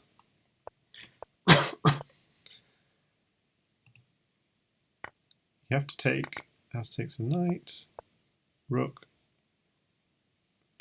Is queen on the back rank good enough? The problem is this square is covered. Oh, yeah, that is quite nice. But where is... this just runs out of time looking for it. That is hard. That is hard. I mean, you want to know, like, what was the mating idea, as it were? Like, what black should have a mate in this position, and I shouldn't really leave the live action, but apparently just king takes f7, brave. I mean, okay, that's not so good because apparently at f6. But there's nothing really obvious. Yeah, so black really doesn't have anything. It's really hard. Okay, back to the live action. I'm sorry for leaving it a moment, but of course we've just missed a very normal opening setup, I guess. Well, something is going for this sort of thing.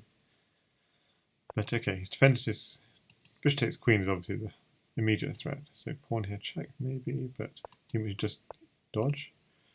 Whoa, whoa, whoa, whoa! What happened there? What? Rook. Oh, that is nasty. He takes the queen. He takes the queen with check, so he can't take back. Although his queen here is mate, so he just runs, and black just going crazy counterattack. Oh, you're just running into this. This is not good. Yeah, you have to take it. Or oh no, you don't. Knight covers this square. This is so unclear. Bishop takes pawn maybe. Pawn here, but still knight covers the key square. Pawn here, but then this attack is too fast. This is going to be mating, so oof. Pawn here, and queen here maybe. Ah, he doesn't do it though. King takes knight, and white has to go into defensive mode again. So what we've seen so far in this series is Catask defending like a, I don't know, amazing. Oh, this is beautiful. Because if he goes back, two knights mates. Oh, this is beautiful. This is beautiful. Just pawn mates. That was beautiful. That was beautiful from Catask, that mate. Ah. Okay, we're in for a treat, guys. If these guys keep playing, we're in for a treat. That's 4 games to 1 to Catask. And earlier today, just at the beginning of the stream, just as I started this stream, I was trying to cover Catask against Jan Lee, and then Jan went offline literally like the moment I started up the stream. But they'd been playing 1 hour at least, so it was bad timing.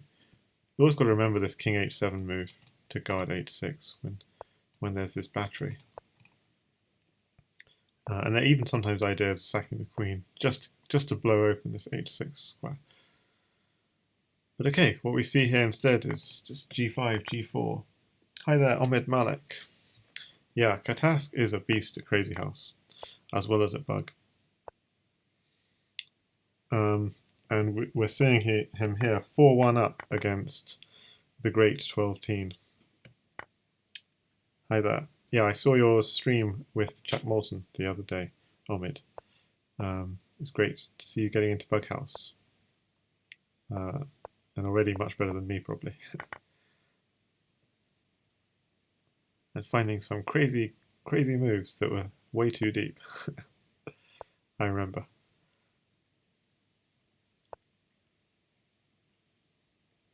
Okay, so rook at g1 is what I'm worried about here. And Catask doesn't play it, actually. He prepares it. Because he could have gone rook at g1 takes, he wins a queen, takes, and then maybe he's safe. So instead he does something very evil. He does... Oh, rook at g1 is just finished. Surely finished. And black resigns. Yeah, because the point is if king had taken on h7, then you got at g3 backs, and rook at h7 is checkmate. So that was really evil. With Helms. Yes, with Helms. What am I talking about? Yes, too deep for Helms even. That was amazing. And also it's really good seeing Helms. I love it seeing Helms give advice to weaker players, because it puts you in the weaker player's shoes. It says, what could I do in that position? It's obviously going for the... Oh, this is dangerous. This is beautiful, this little attack here, because queen takes bishop. This is a really thematic attack. And the point is, if you take here, pawn here check will promote, so you go here, but then knight takes rook, king takes pawn, a second knight here is checkmate. It's so powerful, that move, that Catask resigned. And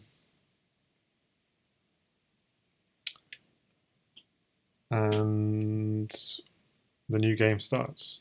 And so Jasugi just wins the second game out of 7 and breaks a 4-game streak. So that was a very classic Crazyhouse pattern. I mean, having said that, it's not one I'm sure I've played myself, but it's one I've witnessed quite a lot.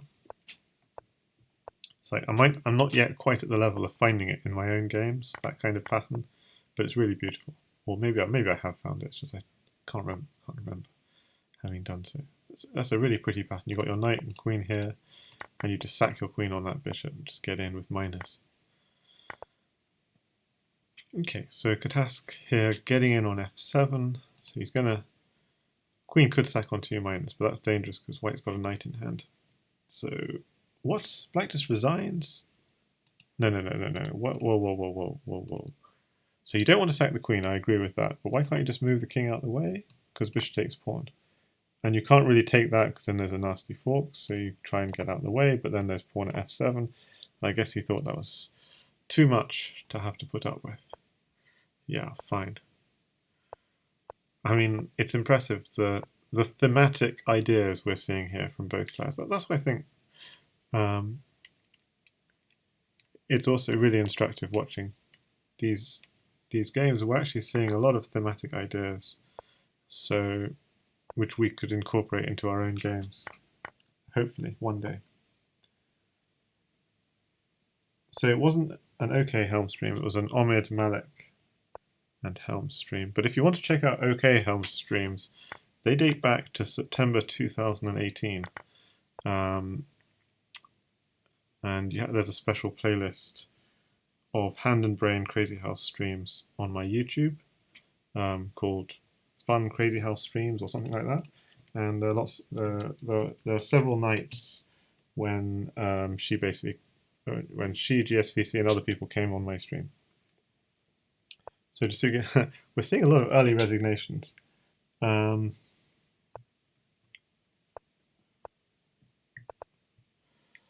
I wasn't following as closely as I should have been. So what was happening that game to cause the resignation?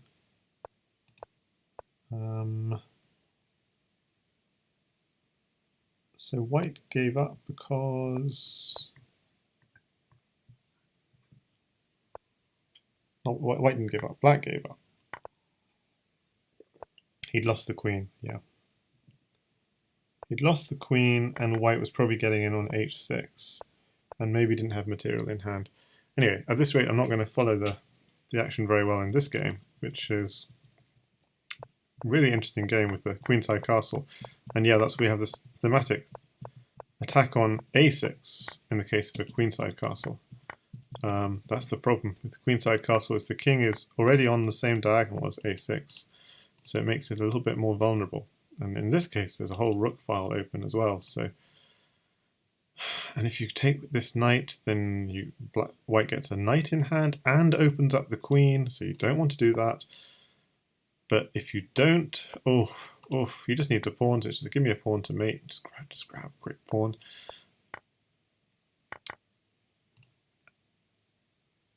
And this is checkmate. No, it's not mate, but it's completely crushing. That's all.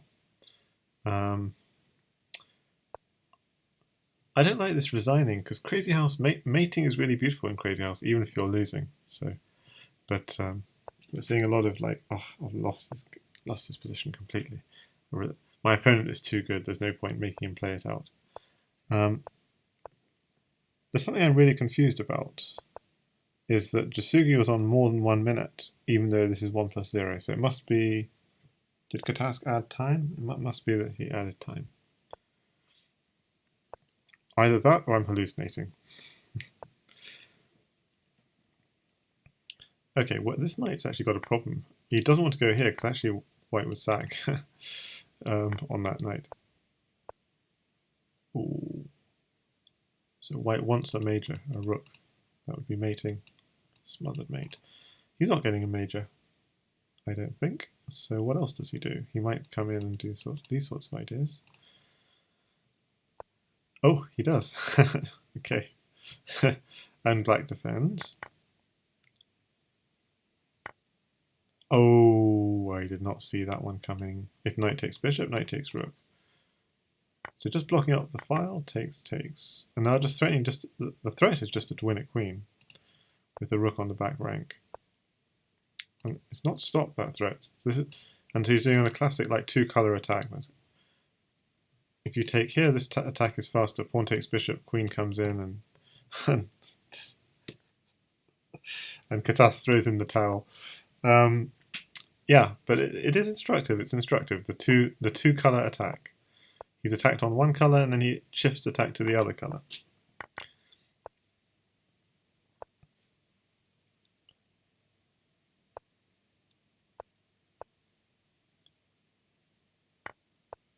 He wants a knight for f6, so I wonder about putting g4 first. Like maybe he should have gone bishop here first, like in terms of move order, and then done g4, because it gave black a chance to defend. Okay, having said that, he still gets his knight in on f6, thanks to a sack and then a pawn and then a knight. But in this position, white only has a queen in hand.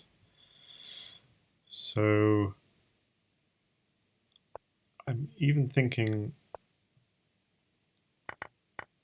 yeah, I'm thinking if black plays this well, he should be okay.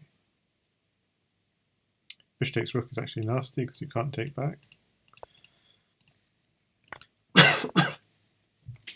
You didn't go for that approach. Okay, here you can't take... Whoa, whoa, whoa, what? What? What? I don't get it. Catask just didn't play mate in 1. What? Queen here's checkmate. Okay, anyway. So he's going to regret if he doesn't win this one, but I think he'll win it. Let's just see. Has he got blockers? That's what it comes down to. Check, check. Discovered check. Discovered check is fine. Okay, instead he does this. Discovered check. And checkmate. Okay.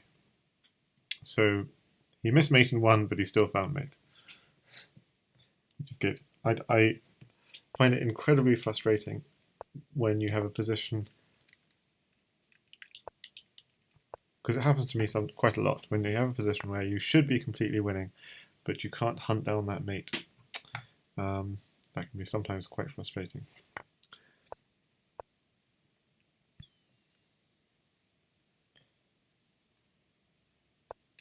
So I just realized I had the chat. I seem to have the chat off. So let's actually turn the chat on. That's a shame if I missed any chat. Oh, powerful. So I've got the chat on now, and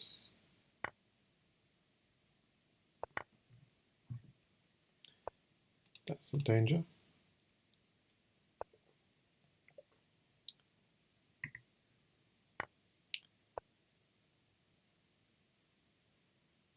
Does white have anything though? Because black can always get a rook at a moment's notice. Okay, that's a good move because then you takes back with check.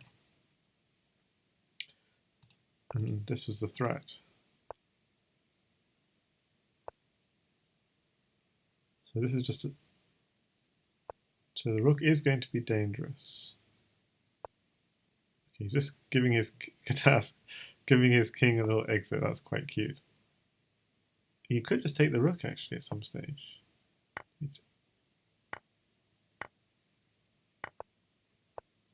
Ooh, this is painful. He's going to get mated. White just needs a pawn to mate. He doesn't have a pawn though. But there's no escape. Okay, so he resigns. So it seems we've had quite a few white wins in a row actually. 1, 2, 3, 4, 5, 6, 7, 8 wins for white in a row after a turbulent beginning.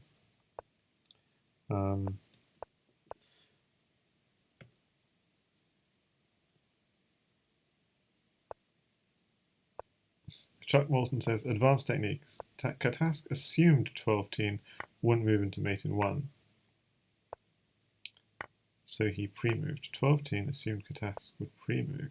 So he moved into mate in 1. yeah, that's true. I like that. Yeah, sometimes there's an advantage being a bad player in that sense. Because you don't have this sort of wonderful double think. The player is... Oh, this is very interesting because if you take the queen, you're opening up this diagonal. In fact, bishop here might be lethal. So that's a very interesting idea. You take the queen, bishop here, king here, might end up being mating. In fact, yes, knight here, mate. Knight here, mate. Knight. No. He missed. Ah. Am I wrong? Yeah, maybe I'm wrong. Knight here, king still comes up. Okay. Still king comes up, but surely that was mate. knight here. King comes up. Oh, so it's not so clear actually at all. So okay, so the way he did it, he got a queen out of it. Oh, he just walked into mate. He just walked into mate. No. But there must have been. I'm gonna have to. We're gonna have to look at that game. But there must have been something. There must have been something there. Hang on a second. So this is a beautiful idea. This bishop f4, king across. Apparently knight at d4 is correct, and it's mate in 19. Knight in 19, king here, knight e3 check is correct. So just to say briefly, if you go knight here, if you go knight at g3 check, as I was thinking, king f3, your piece is actually coming under attack. So he did absolutely the right move. It was my first thought, knight d4, and then I rejected it, and I didn't see. So this way, you get the queen with check, and then the move is queen at g3, and this is actually really frustrating, not finding mates. Queen takes g3, and then the key move, and only move to win, is queen takes bishop, picking up a diagonal you need. And you need that diagonal for here, and if you go here, then there's bishop at d2 check, king f2, you take the knight with check, rook takes, you've now got another knight to king e1. If king f1, knight g3 is mating very soon. King f1, knight g3, king e1, knight c2 is actually checkmate. So that's very, very pretty. But if king e1 straight away, you use this knight for c2, so you're freeing up this square, unfortunately. But the thing is, knight g3 is what you wanted to do. Stops him from running back, forces him forwards. Then you come back with the knight, and you're just driving this king up the board. You push here, and this bishop is just going to take everything. So you basically have to just move the king. g5 check. You could take it, but I just take back. King takes, but now you've got another bishop in hand for here. And notice how the bishop and the knight cover the light squares, and these bishops just cover all the dark squares. So that's just a very pretty mate in 19 that Catask missed, the disappointment. But in the process of showing that, I'm afraid I missed quite a lot myself. So sorry, guys. So we're back up to the current game. White's got, notice a combination of a light square and dark square attack on this king. Yeah, he wanted to get in at h6. He didn't have time because black threw in a check and then played h6 himself. And so he just wants to sack on h6 here. Ooh, but that stops him doing it. What do you do there?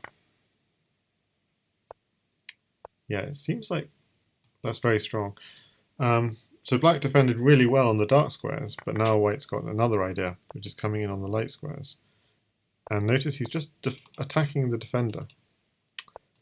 So black blocks the defender. So this is really beautiful. Like who's going to succeed in this? Because that knight is the key piece to get in on g3 and checkmate. Oh, that's dangerous. Queen takes rook, rook here, king here.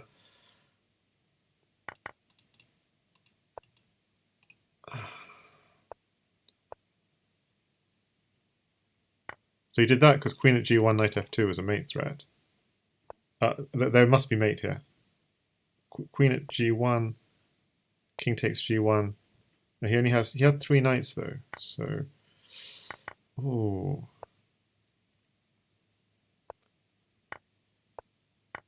This is again going really quickly. Black's attack is really fast, but does white have anything in the meantime? I think he might do. Queen takes pawn, knight takes pawn. No, black's got too much. And 8 seconds on the clock. What? That was scary for a second. He's going for time. What? Yeah. Hang on. This game, I just need to look at this game again. So in the end, black won on time. Well, black had all the material, so that's the correct result for black to win. But what I was interested in was actually this position here. Queen takes rook was a very interesting move. I was thinking rook at g8, king h7, pawn at g6, yes. It's not force mate, but it's just an interesting idea. Now, when that failed, and we saw this happen, bishop takes knight, pawn takes bishop, I was wondering if black had something very, very forcing here. But maybe he didn't. Like, even like queen takes g1, king takes g1, knight t2 check. Yeah, that doesn't work. Okay. So yeah, in this position here, queen at g1, apparently this works. If rook takes g1, knight takes bishop. Okay, this is it. But if bishop takes, we still got the mate. We still got the smother. With takes. So that's what black missed. So I think that was worth going over. Okay, so I'm sorry if we missed a lot of this game, so we'll just quickly go over it. But that was good to see, I think. I shouldn't really do that, if possible. Lose the live action, but I just was sure there was something there. Okay, so he's getting. We're back up to the current position. Queen takes rook as a threat, blocks, nothing to stop it. Queen takes rook and rook g8 checkmate. So we just go from one mate to another. Yeah, so if rook g8 on that other game, which I've now closed, if rook g8, king h7, it was at g6, takes, and engine was still unclear when I was looking at it. So yeah, rook g8 it looked like a better try for white in that position. And then white messed up, and then black did have a chance to mate. And then in the end, black just accumulated pieces and won on time. But yeah, rook g8 was the better try.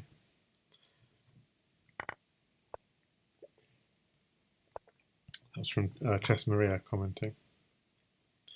Okay, I'll try not to do that because I should stay with the live action, but I don't know, it was just very tempting sometimes. He's losing the knight with check, which is frustrating. He's losing a pawn with check now, which is also frustrating. But I think he's just being tempting because like, if you take the pawn, at least I get, bishop out or pawn here, and I get some tempo. He's really just saying, go on, take me. I don't know, this looks really dangerous. I think Jasugi is going to be quite happy. It's got a queen trade. Queen here, king here, like, this looks really dangerous. I can't see the mate, but where's the mate? But king here, in that, oh gosh, in that final position. I can't see the mate, but it looks really bad. Maybe the bishop is coming in as well. Okay, so we have a e4, e5 setup, but interesting this move, knight g5 rather than bishop g5. I'm seeing that being played a bit. I saw that played by the Lone Wolf against JK the Bullfrog today. And what's the idea of it? I guess the idea is put pressure on f7, put pressure on h7. Okay, catask seems to have really got the better of things here. Threatening mate on g2. Okay, so the bishop defends, but also has attacking ideas. Ooh. So at h3 is a threat, a big threat, a really big threat. At h3 is really quite nasty.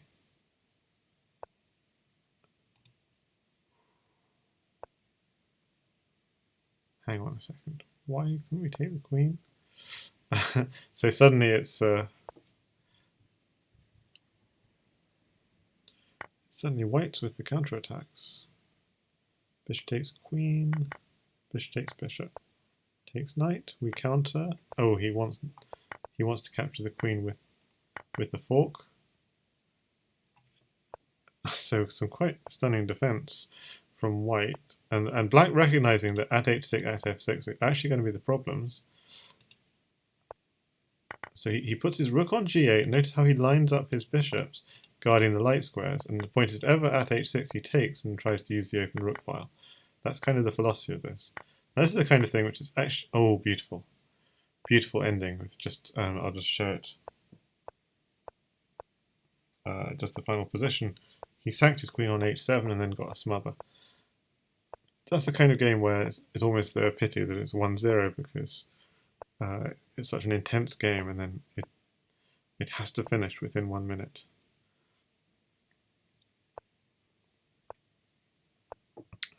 Potentially it would go on longer if players had more time. Okay, so this is really interesting. He sacks his queen to get in. So I'm just going to maybe refill on tea to clear my throat. Okay, so what we see here from catask is he has 1 miner for a queen and a rook. 1 miner and a pawn for a queen and a rook, but all his miners are around his king, and I don't know, the black king is rather unsafe.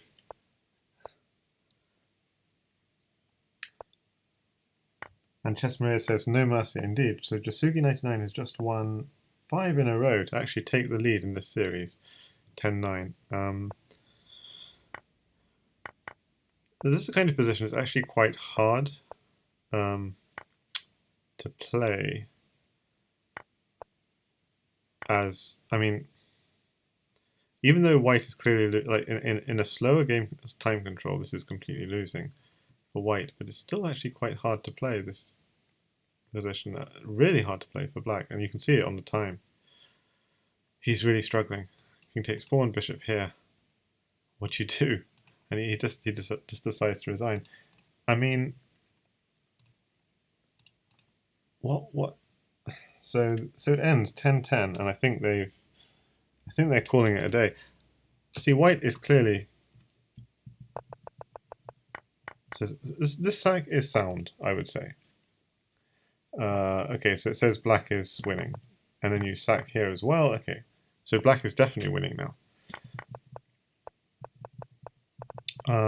But we saw it's just quite hard to play for black, just with all the. So black is really definitely winning. And so what's the turning point is actually trying. Yeah, this is actually a really important lesson. Don't trade into your weaknesses, basically.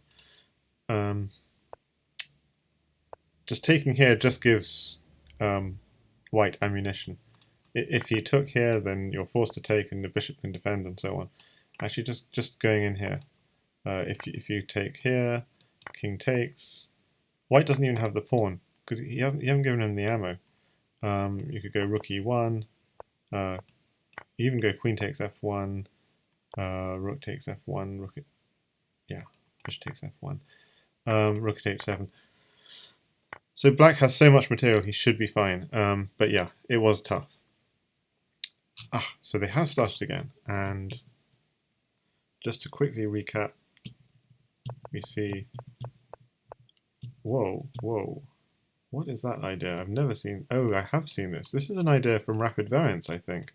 You give up your knight for a pawn. And Katas knows this idea. And we saw it actually in the Crazyhouse League, so it is linked to the Crazyhouse League. It was a surprise tactic from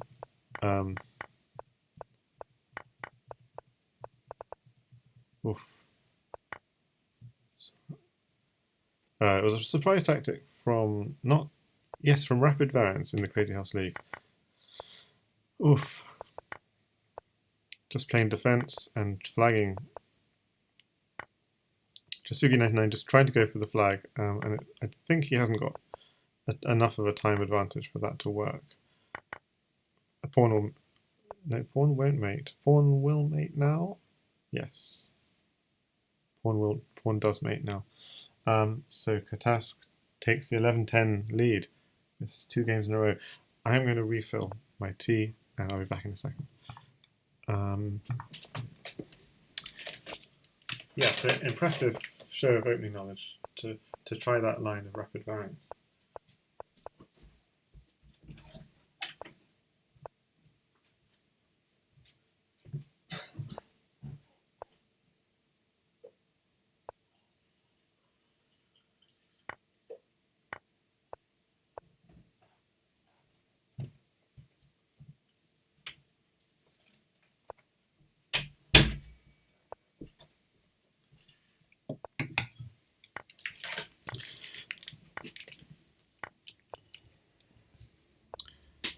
So this game, well, we've seen the sack on f7. I noticed, which means g6.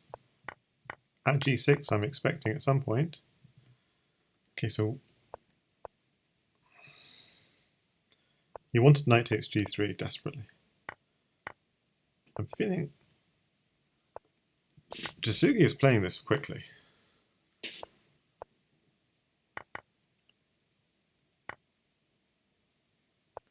See, f8 is covered. They're both playing this at some incredible pace. Queen takes, here's the threat. The pace of this is just absolutely stunning. Just this game, they're just... I can see maybe Catask has started it, as it were. He's just set up a fortress and said, I'm going to play fast. And Jasugi's had to respond by playing fast as well. Queen takes rook, rook on the back rank is maybe an idea. Oh, white's just lacking material, but it's doing really well otherwise.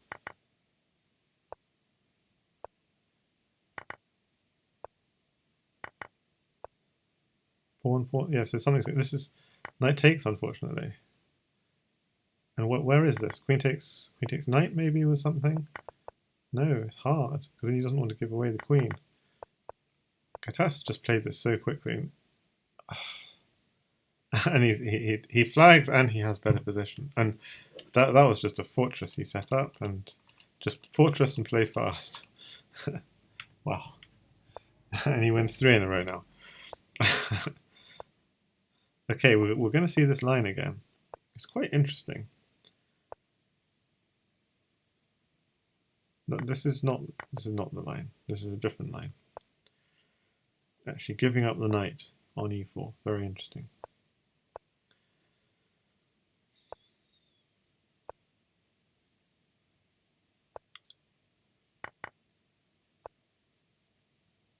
Okay, so the point is f6 is always a tender, slightly tender square. And we're going to see that. So he's probably recycling bishop here, but he's afraid of knight here, I guess. So okay, so he goes straight in on f3.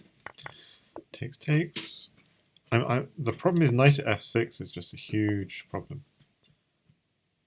And Jasugi99 doesn't go for it though. I think it was okay. Because knight at f6, bishop, knight takes, pawn takes queen. You can't take the pawn because then the rook takes rook. So it's quite... Yeah, knight at f6 is always an issue. And finally it comes. Finally. So finally I am ready. Rook takes rook. This is going to be finished now. This is just finished.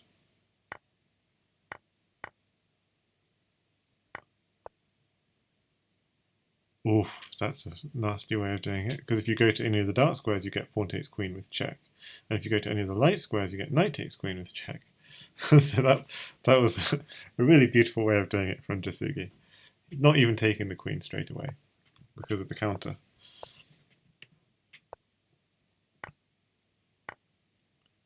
So exchange of queens is a good idea, and then take on here. It seems clear, but okay. And even castling was an option at that stage. But we saw a different approach. Oh no, he couldn't castle, the bishop was still here, so that's why he did this.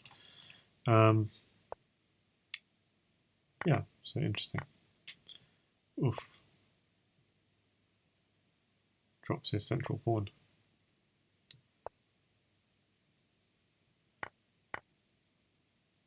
C2 now hanging, which is a slight problem. Oh, so knight takes queen. Oh, the knight can't take the queen, it's pinned. Eek. So that's a blindness on my part.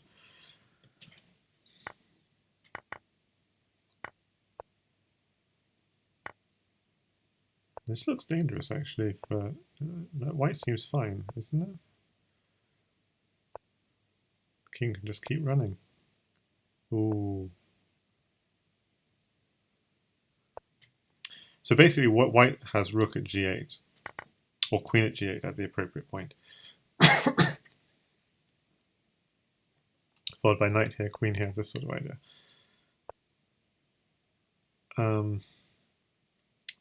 Yeah, and black is out of ammo, so yeah, rook at g8, king takes.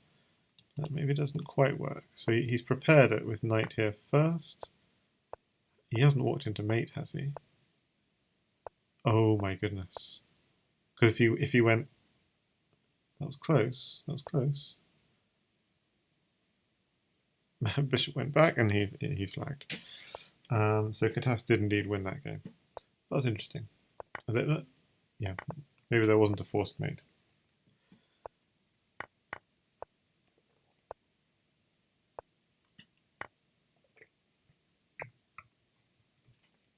So it's probably a mistake of an intermediate player such as myself, sometimes looking for a forced mate when actually something less forcing is just as good.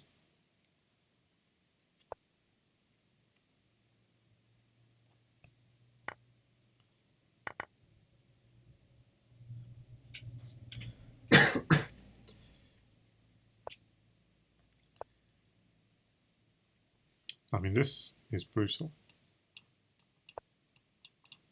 So white gives up the queen, and black doesn't even want the queen. What on earth?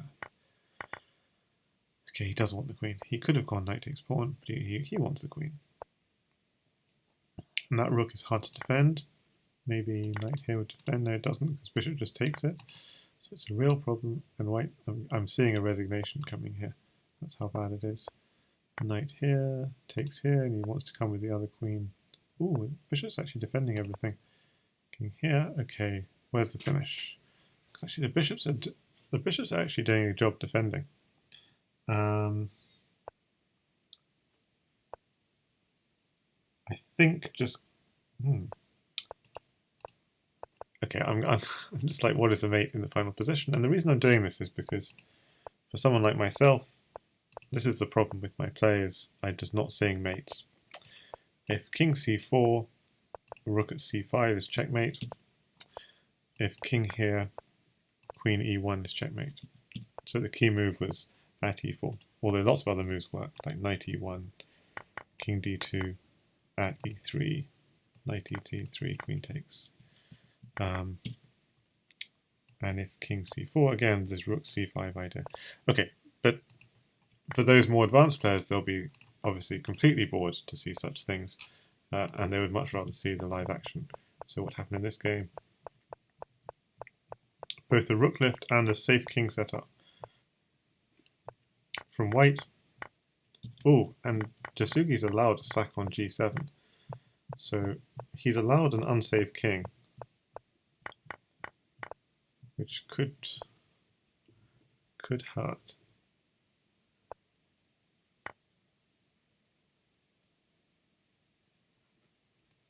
But no, he runs out of material.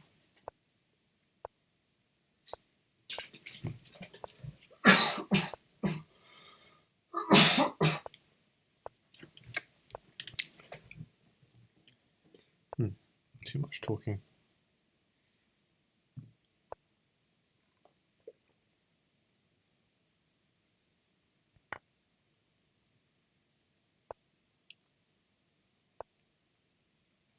He did not want the queen trade, followed by the weakness here.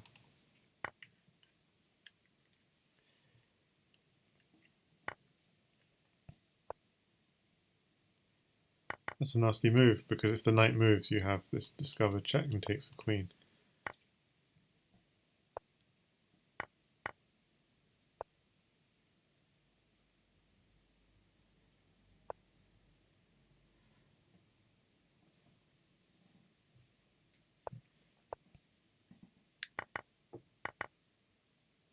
Is there something here?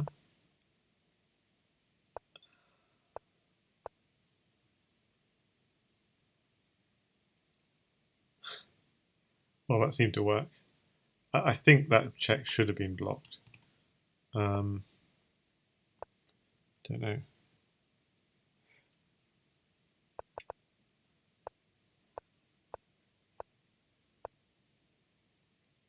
I think maybe it was losing anyway, but yes, I won't go back and check people can check for themselves on Lead Chess, I guess.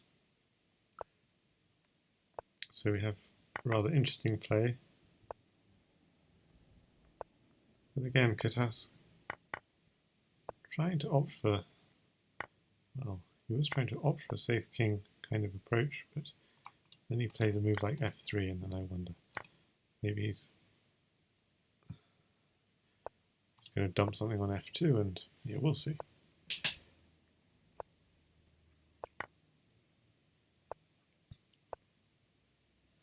Yeah, for now he actually doesn't need to do anything. He's completely fine. Oh, this is nasty, because if bishop takes queen, the idea is knight takes, king here.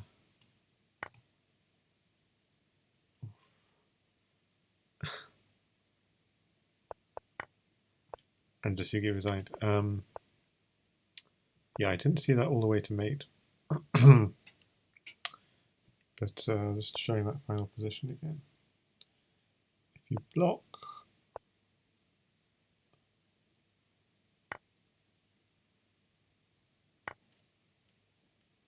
I guess he's just losing a lot of material. Like he's losing the rook next on h8 and so on.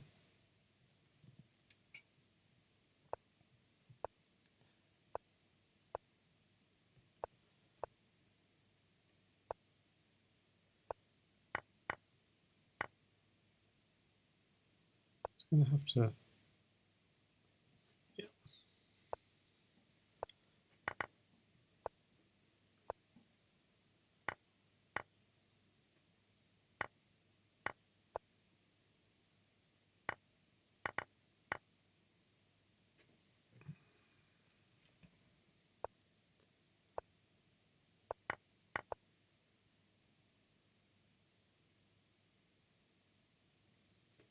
This is hard. Has to give up the queen basically for nothing. And bishop takes f6 is coming. Pawn takes, so it's queen of g7 checkmate, so you have to go that way. And then there's bishop takes f6 with a double mate threat. It's impossible to stop. So really creative from Catask this game. He's actually got a 15-14 lead in the series.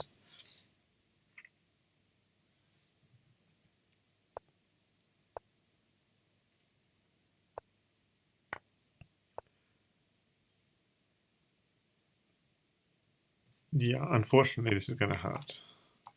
Rook takes f2. Knight comes in, all but white's pieces just come in. Yeah, and there we've seen it.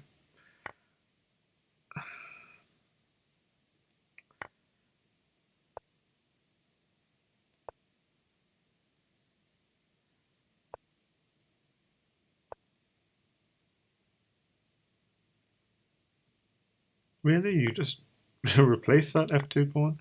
Oh, no, you don't. Something.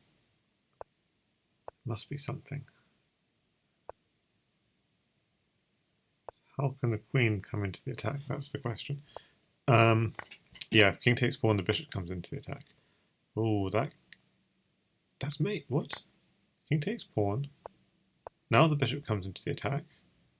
Now the knight comes into the attack. Now the queen comes into the attack. Queen here. Checkmate to finish. Queen f2 checkmate. That was brutal from Jasugi. 15-15. But, I mean, Catask was asking for it with that opening. Yeah, I'll just show that final position. Queen f2 is... Oh, there's no need for queen f2. It's already checkmate. Yeah.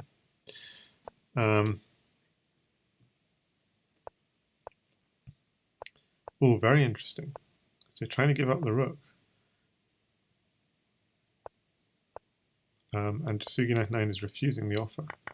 so after, 1, 2, 3, not to mention 4, 5, 6 tempos to get the rook out, he just sacks it on a queenside knight. So not objectively speaking the wisest thing to do, but it's all for good fun.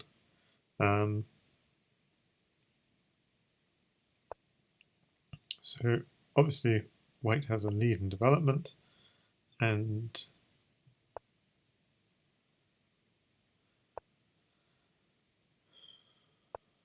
that's a good move. He blocks the attack on. I mean, we could see, well, yeah, that knight is looking a bit silly. Doesn't have anywhere to go. That's his basic problem. But neither does, oh no, this one doesn't matter. If you take back. Gets his king out of the way. It's kind of like a waiting move. Not quite sure what to do.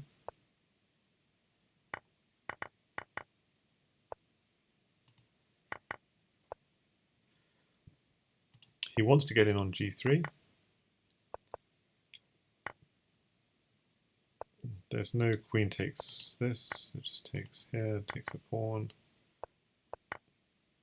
Oh, just goes and grabs a rook. Okay, black has to defend. I don't understand that. Let's see. White. Yeah, there isn't anything obvious.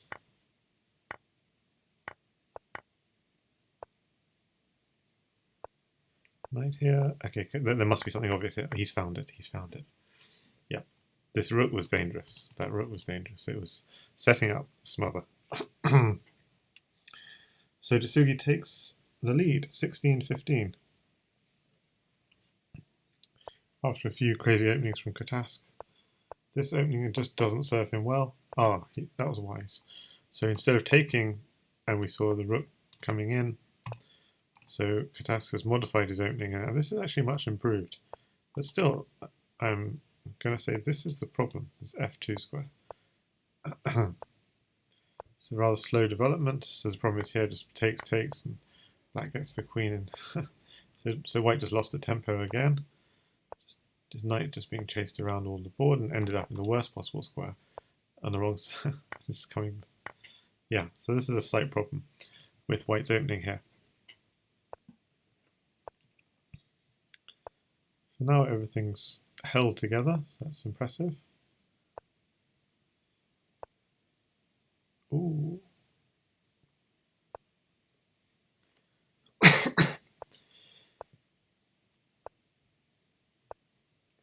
So black takes a move out just to get his king over to b8, which is slightly safer. But yeah, this is actually, if white has material, this is actually quite dangerous. And he's getting a rook, so this is kind of dangerous. Rook at a8 is the threat, and it's a serious threat. And he's going to go into a think, like, what? He doesn't actually have anything. That's not so frustrating. Yeah. It's just no way of, there was no way of protecting.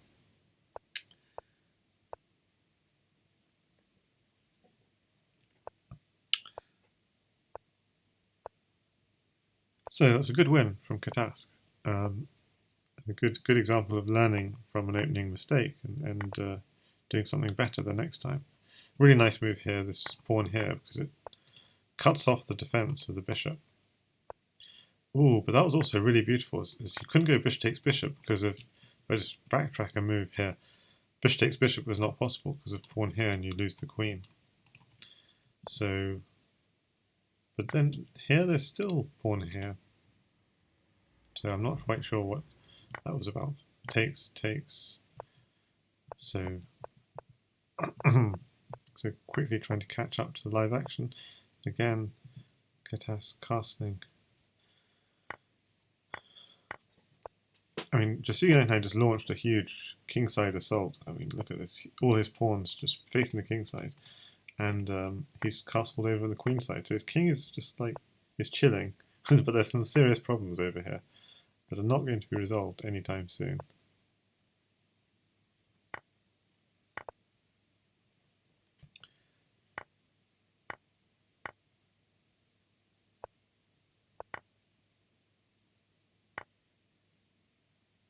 I see a resign coming.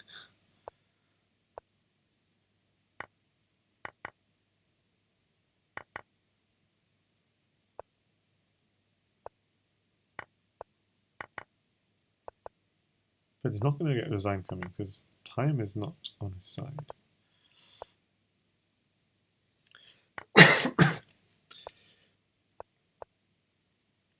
Nice move. Knight takes rook. It's a huge threat. King in the corner. Queen. Is he going to take it on time or not? 1 second against 1 second. Queen Mares. Checkmate. Oh! It's a flag with mate in 1. That's the most painful flag of all. Just trying to grab that queen and just couldn't make it in time. He's going to be pretty mad with himself. 17-16 to catask. That's the tilting. That's a tilting flag. And we got to have the rook lift from Jasugi99 in response. He's got his rook.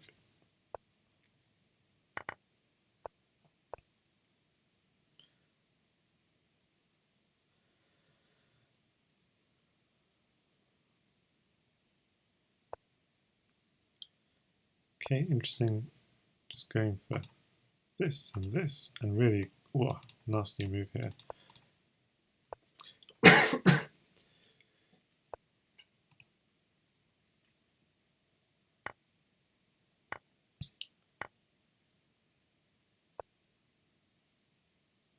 Just pawn defends.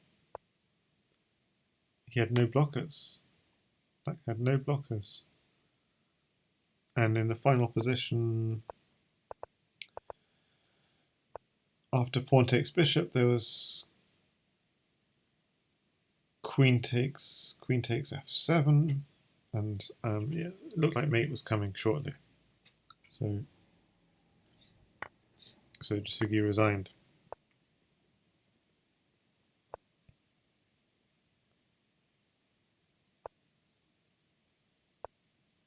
That was asking for trouble.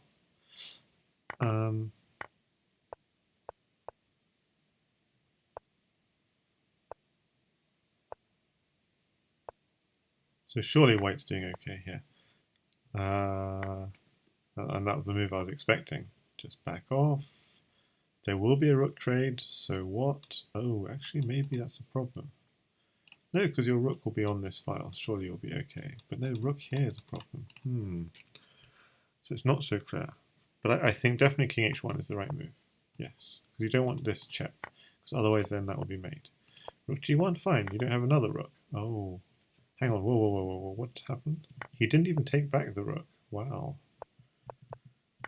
And he used this. Check, takes. Oh, did not see that idea. Takes here, bishop here. Wow.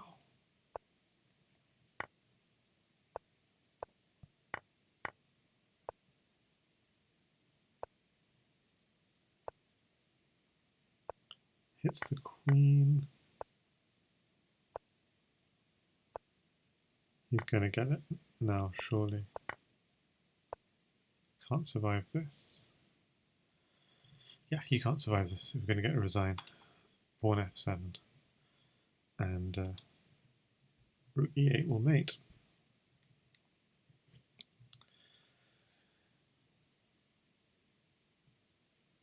So Jasugi fights back to take that game.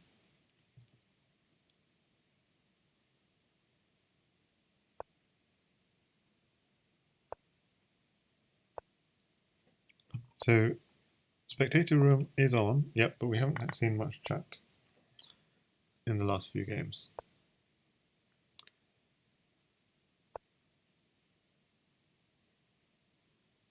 So that's a painful pin.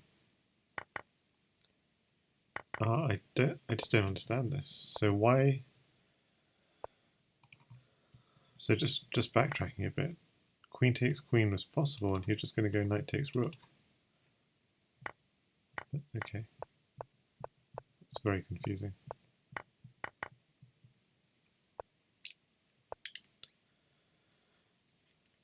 Okay, Jasugi with a strong attack on the queen. Okay, he's trying to go for a counter.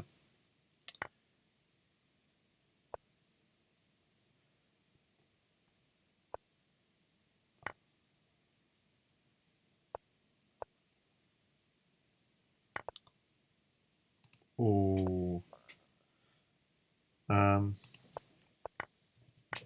So the score is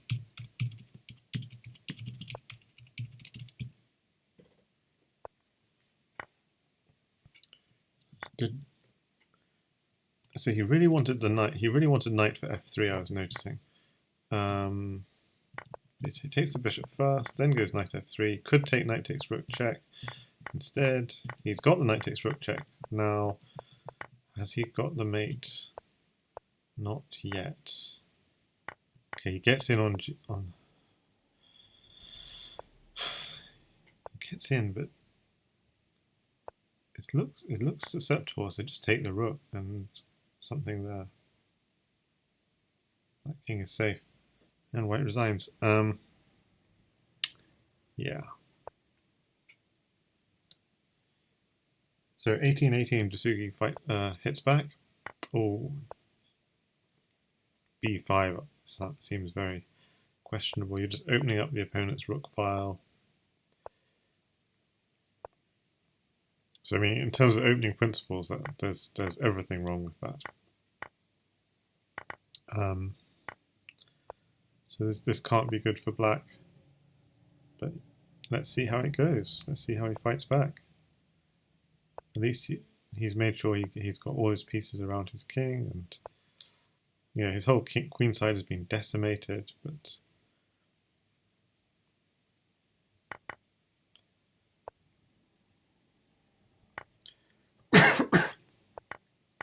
oh, this is nasty. This knight takes f7 idea. Takes. Okay, what? He takes the bishop with check. Okay, and now what? He takes this pawn with check. Okay, interesting, but what's the idea? He takes this pawn with check. I mean, this is some sequence from Catask, I have to say. I'm not seeing it yet, but bishop f2 next.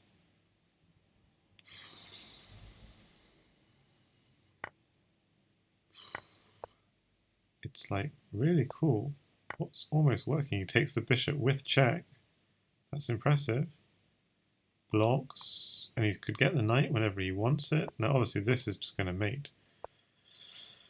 Oh my god, he just fallen in for it. Oh, what?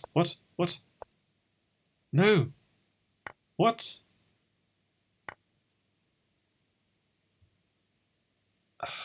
But now this is not defended.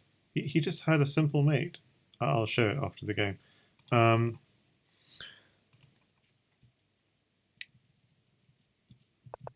So in this position here, just simply queen f4 and takes g3 as checkmate. But he did this instead, and now white's winning again. But of course,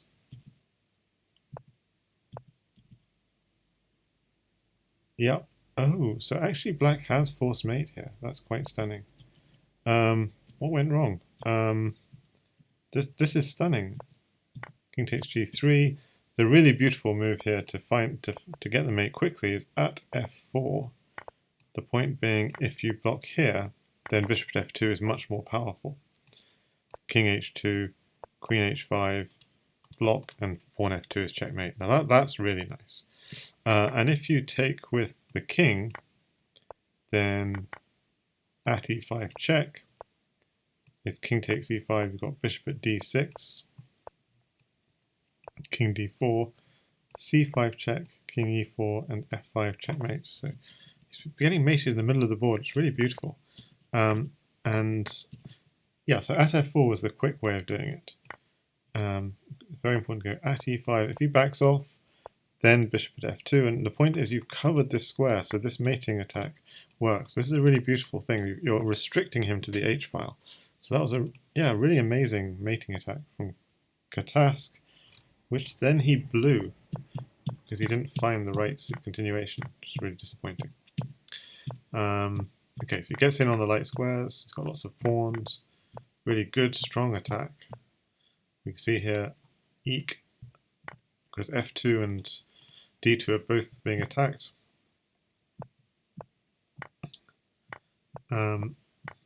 It's mayday, what do we do?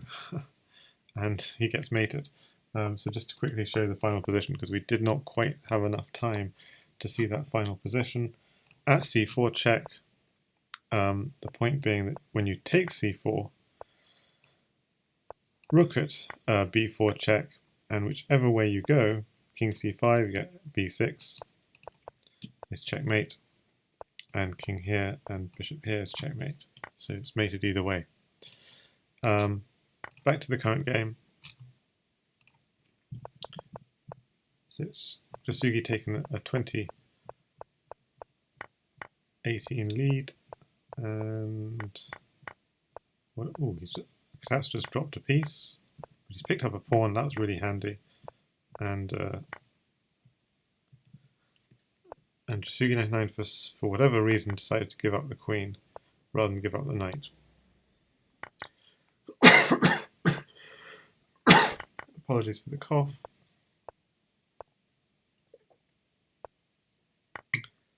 Oof, these pawns are hurting. He's always giving up the stronger miner, as it were. So why is that? Because although it's the stronger miner, it's also the miner that would open up.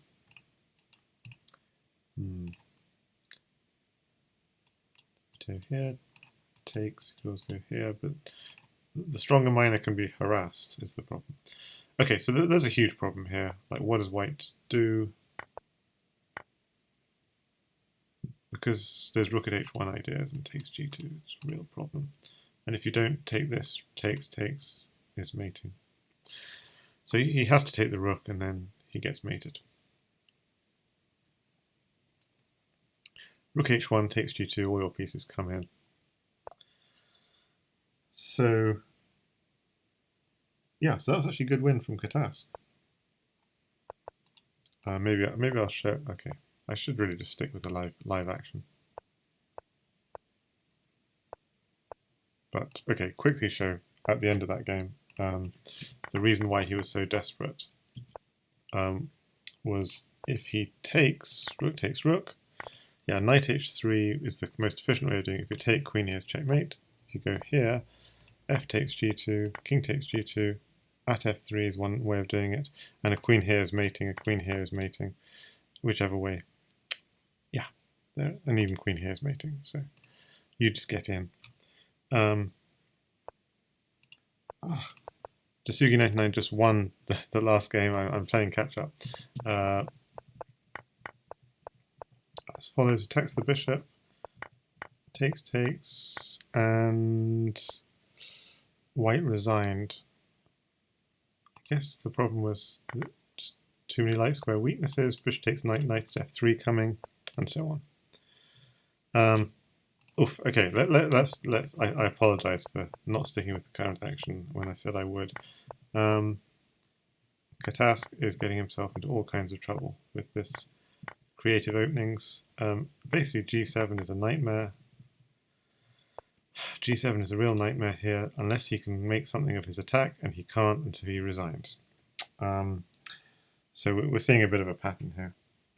Catask playing very unsound openings, and if Jasugi accurately refutes them, the positional weaknesses are so great that he can't really do anything.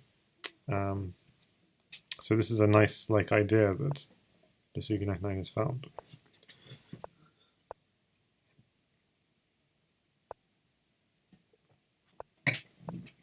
He's pursuing this idea.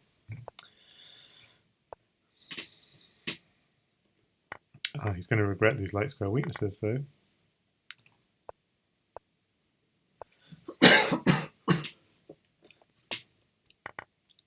Takes, bishop here, for example.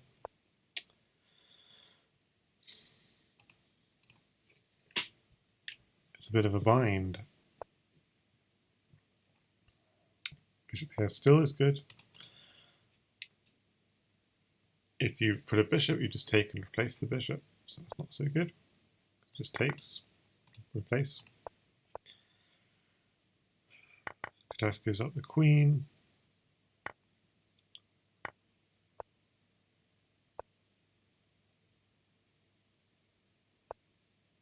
Well, there is knight takes rook when white wants it. So giving up the queen was quite a smart thing to do, in fact. Pawn takes bishop is with check, so that's going to hurt. Bishop here. Oh, that's also good. Bishop here, queen, bishop here. Yeah, he should have moved this bishop because it's going to get taken. It's not even going to get taken, just queen comes. Yeah, queen takes bishop, and bishop here will be mate. Takes anything in the way, and bishop here will be mate. If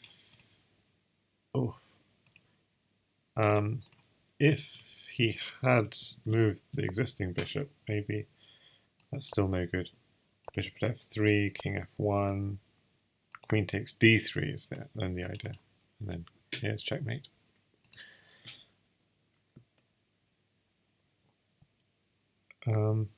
Okay, white resigned, black is victorious. I don't see a rematch offer.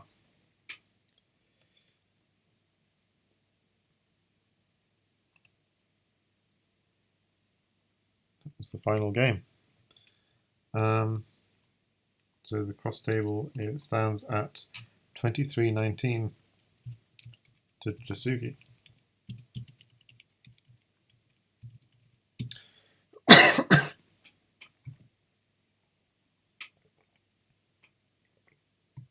So obviously the last dozen games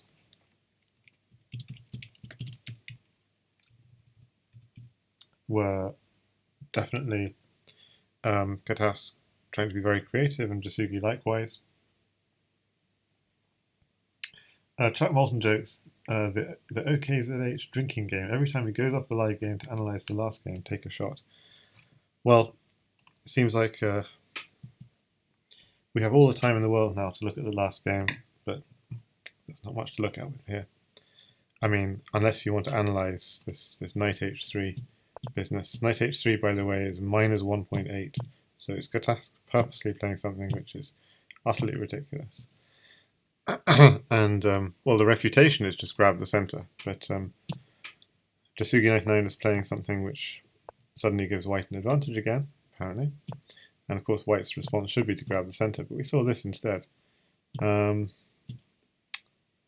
then knight should grab on d5. So yeah, engine just doesn't really like any of this. It thinks white actually should be doing fine in these positions. They're just very hard to play though. Knight takes g6 is apparently the move. Knight takes g6 and at h6.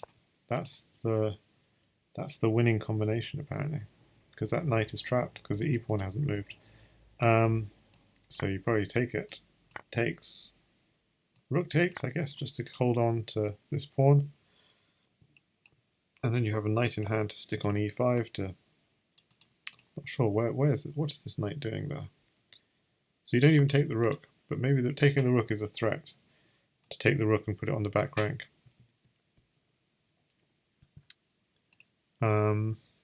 Yeah, taking the rook is a threat, because then we're going to be taking this pawn when we need it and put it here. So there are issues. I mean, just going rook h8 is no good, because, yeah, this is actually a bit of a problem. Take the rook, take g6. There are a lot of issues black has. It's pretty hard. Knight f8 is apparently an idea. Oh yeah, the rook is attacking this g6 square. So just take straight away. Yeah, so nothing sound about this, but okay, what we saw in game was actually this. Quite nice attack from black, and actually just sacking the rook on here was a good idea, and then sacking on here, because if you take back, bishop b5 check, you have to block with something, turns out blocking, or you can move king f8.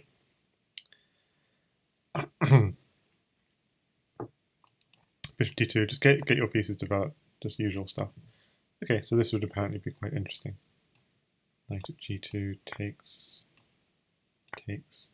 and maybe you don't want to take back, or maybe you do. It's fine. Well, okay, it's really confusing, but white's got some light square issues. and white hasn't had time to get his knight on e5, which seems to be a good thing to do in these sorts of positions. So anyway, so what we saw in this game is this. So white seemed to resolve some of his issues, but then yeah, knight h4, and he gets the bind on f3, and that's a mistake to allow that. So bishop at g4 is actually important for white here, and then once he gets the bind on f3, it's kind of trouble. He did actually a really good job saying, okay, give up the queen, it's fine.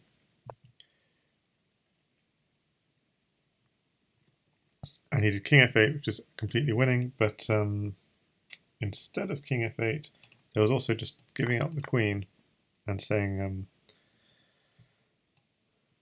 queen at g2 check. And this is obviously an idea I didn't see at all. And the point is, if you move the king, you're winning a whole rook, and you're dumping the knight on here, and you're trying to get a checkmate along here. So you better take that queen. But if you take that queen, it's basically going to be promoting, because if you go here, you're getting mated in 1, and if you're running, there's still going to be this queen on the back rank.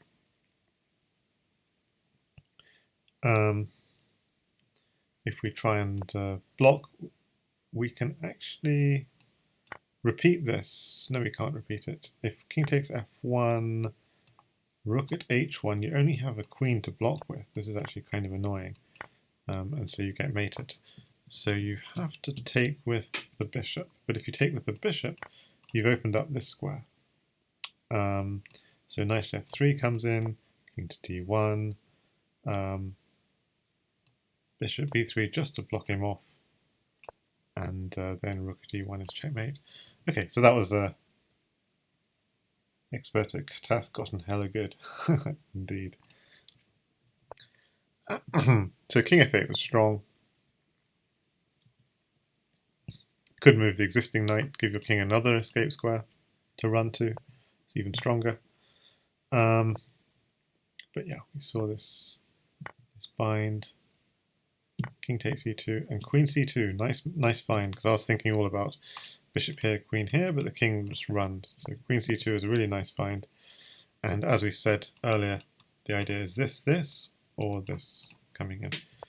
So bishop here, if you run here, just takes and takes. And if you run here, we don't even need the bishop, we can just take here and take here. So just seeing the pass of the queen in is quite nice. Okay, so hopefully it's been fun watching quite a nice series, 42 game series, the meaning of life and everything, between these two wonderful players. And Jasugi is probably back as #1 player in Crazyhouse on Lichess, I imagine. If he wasn't already, he is. And Catask is rated #2, and Oppa in 3rd, GSVC in 4th, Jan Lee in 5th. The finisher in 6th. It's JK, Chicken, Bugzilla, and Master Tan completing the current lineup of the top 10 active players in the last week or so on Lichess. So good games. I'm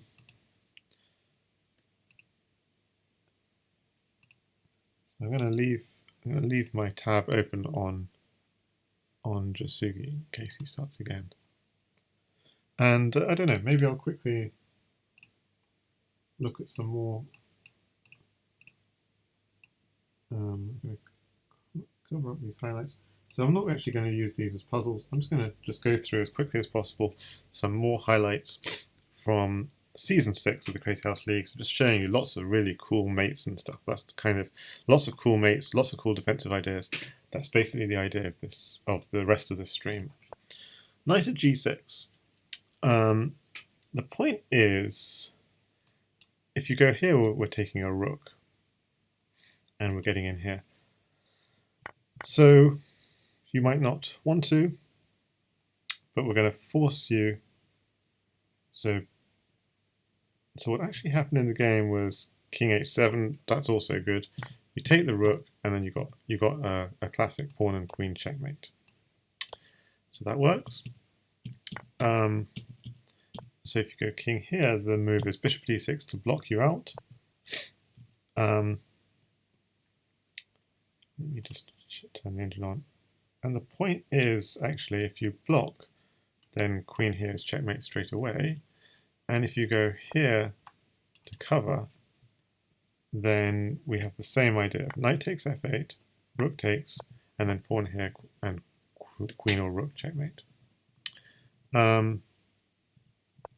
If you went king h7 straight away, again, it's the same. Rook takes, and bishop here. And you're threatening queen here, checkmate. Really nothing you can do.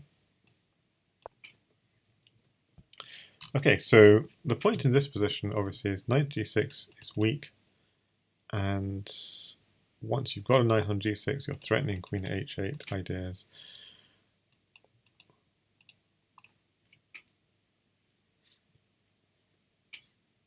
And then if you can't, then if you can just go throw in a check, threatening queen h7 has to be taken, and then you're getting a pawn on g6. So either a knight or a pawn on g6 with in the appropriate order is just going to be, you want to throw a check and then you get a pawn with checks. You always want to get checks with pieces at g6. That's the theme of this one.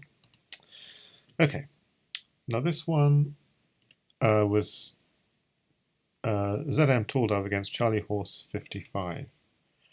And white made a bit of a mistake. He played king h3. And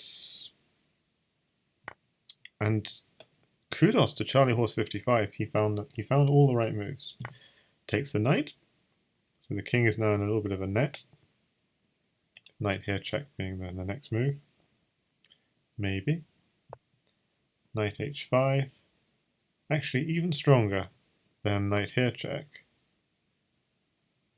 is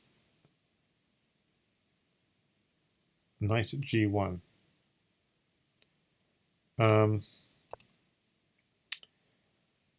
So if you ever go to here, you're just going to be hit by f5 check, and then you're going to go here. Let's just have a look at that. f5 check. If you ever do this, then this is checkmate. So after this, you basically take this pawn, but then bishop here check. I'm just struggling to see what do you do here again. Bishop d6, bishop takes pawn, bishop takes knight, knight here check. I mean, it's all a long, complicated mess, but that king is going to get mated. But now let's just hang on a second. I'm just a little bit confused. Why not knight at g5? So knight at g5 actually doesn't work because king takes h4, and then knight at g6. Oh, queen takes g6. Oops. And then queen at g7 is checkmate. Okay, so I'm just a little bit confused. Okay, I see. So that's why going f5 first and then knight at g6 is such an interesting idea. So that's the first thing. So you take this knight. So while white has a knight here, he has no threat, so he has to back off. Knight g1, really nice idea. And it leaves this square free for the bishop, for a bishop later, it turns out. Okay, so after king takes pawn, just to recap this line again, we can move a bishop to g5 with check. We can move the other bishop in. We then win a knight with check. And yeah, the king can't really get back into safety. So the king is in a bit of a net, and that's how he eventually dies. And if he takes it, then of course we get a rook, and now we've just got a knight here, and yeah, I mean we're lucky to have a knight and bishop to mate. Could we even mate with pawns? Maybe. So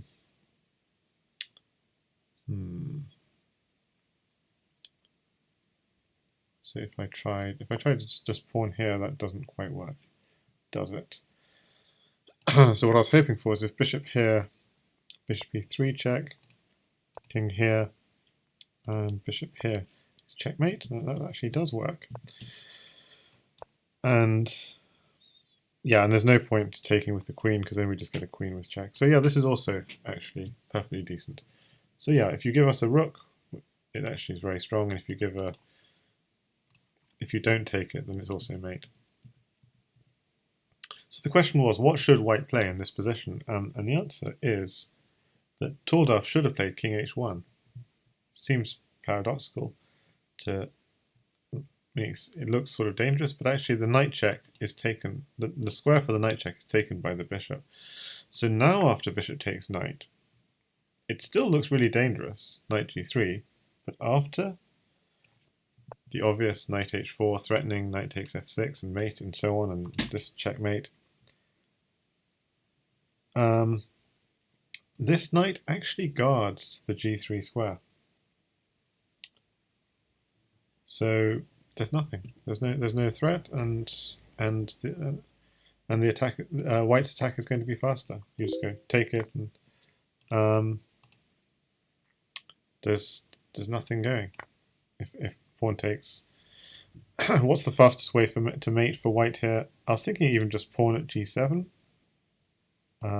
Does that work? Pawn at g7. Okay, so it's okay, but then apparently black has knight at g6. So knight at h5 is a little bit stronger apparently, hitting f6 and threatening queen at g7 mate. Knight at f5. I mean, why not just pawn it? Okay, yeah, this is important. The most obvious move for black, if he had a pawn, he doesn't even have a pawn, would be pawn at g7. And often the trick is knight at h6. If you take it, it's mate. If you go here, you get some other mate. This is not true here because the bishop covers this. But anyway, black doesn't even have a knight. Okay, so knight at f5 would be normal. Okay, then there's queen at g7. Knight takes g7. Knight takes f6. Okay, and I completely didn't notice there was a queen here just staring down on h7. So it's all very dangerous.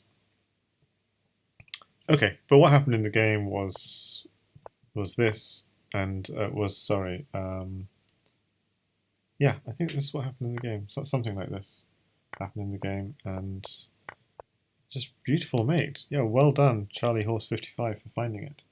Hi there, Swole, who says, "Hey Chuck, by the way, I was watching some of those Bughouse videos on YouTube that you recommended. They're very entertaining."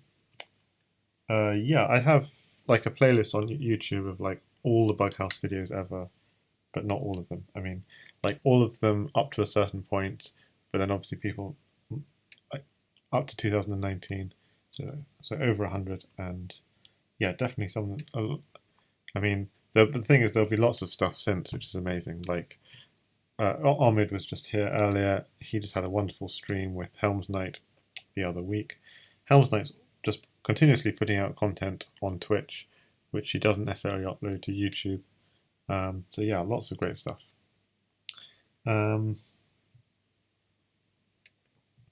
my blog, it's like 6 months out of date practically now. I just haven't been able to keep up with it. That's the nature of these blogs, unfortunately. And I guess this is the point of this stream. It's just a video version of what should be a blog one day, and hopefully will be a blog one day. Okay, so this was a game between God Bless 111 against the Bad Fish, White Mist Mate. Yeah, and this is something like it's often like weaker players. So often weaker players are too passive, and then players who are a bit stronger are a little bit too aggressive, and they just give away all their material, and their attack runs out. It turns out here, being just crazy aggressive is exactly the thing to do. Knight d6, and the point is, if king goes here, you're threatening queen here, mate. If king goes here, you're threatening queen here, mate. So you better take it. And then this is just mate, because queen d7, king b8. You could do an obvious thing here of just going here, here, double check. And so you can see straight away this is just going to be mate. I mean, and this is checkmate. But there's a more efficient way of doing it, which is to go bishop at c7, king here, and the bishop covers the dark squares, the other bishop covers the light squares, and now any check will mate. And again, it's very tempting just to go something like bishop here, check, blocks, and queen here is checkmate. That also works. It's also very nice. Good pattern to know. But just straight away, check is mate. So that was God Bless. Didn't find that mate. as white, and then in the other game, as when the bad fish was white, he also missed a mate, but this was a really hard one. So he has got a lot of material in hand, but there's really nothing obvious. Really nothing. I can't, like, I would completely miss this mate. And the thing to notice is this file. So bishop to h7. So worth noticing, whether you can't just not take this bishop, because otherwise there's this check, queen here check, and pawn here is checkmate. So you do have to take this bishop.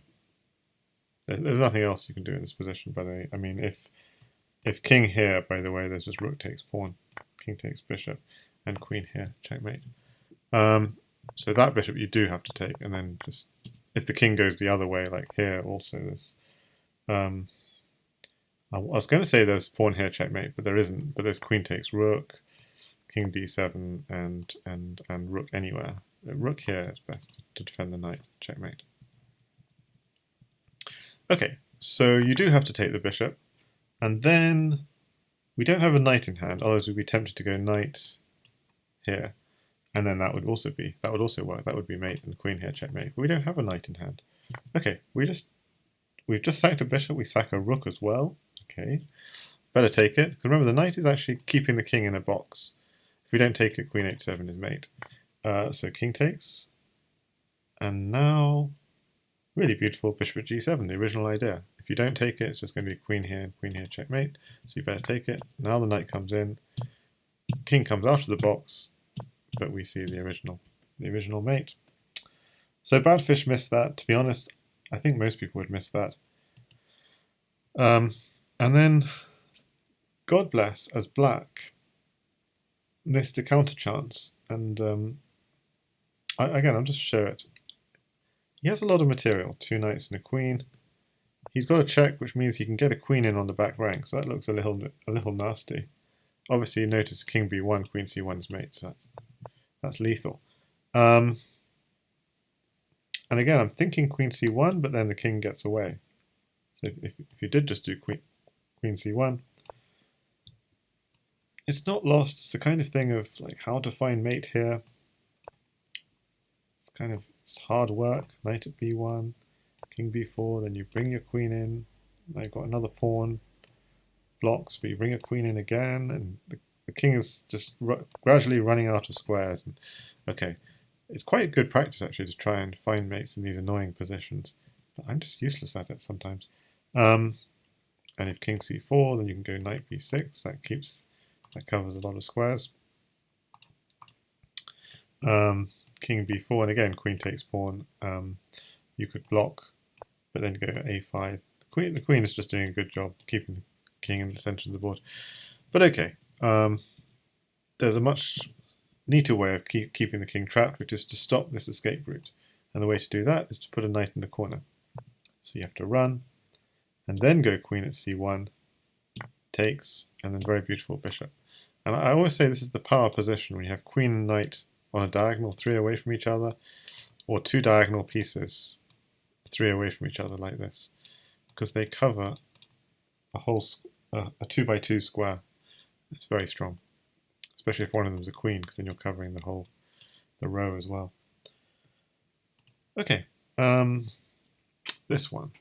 So this is a mate which the bad fish did find this mate against God bless. It's a very pretty mate, and it's the one I was just showing you. If you can get behind that king and block off his escape, then you got mate with a check. You block him off his escape, and then you mate him in the middle of the board. And that was a nice mate then that the bad fish found. Okay, then these are all from week 1, actually, of season 6 of the Crazyhouse League. So just lots of instructive positions, basically. So this was the mate that Joanna Tries found against Tinan 123. So Tinan was just threatening this. No, sorry, it was the other way around. Tinan. Joanna Tries had just had this attack with a queen and a bishop, and the pawn was on f6, and she was trying to go queen takes pawn. And Tinan just played f5 So I thought, okay. And that was not a wise decision because it opened up the f6 square. And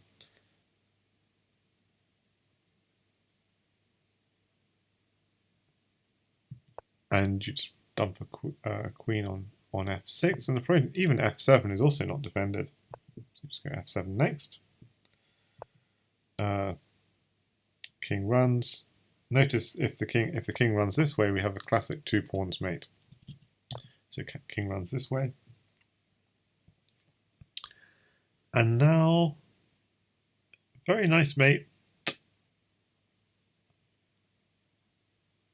Queen h5 check.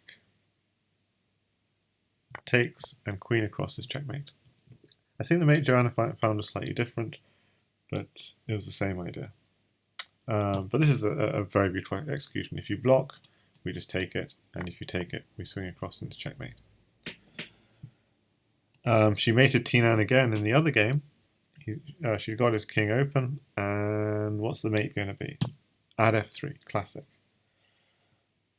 So what actually happened in the game was queen at g4. This also works. Blocks, check, check, took the queen and mated. So it was just, it wasn't all with check, but it was still very efficient. So this is all with check, so completely forcing. f3, king takes f3, knight takes e5, picking up another pawn, and that's going to be enough. That second pawn to mate.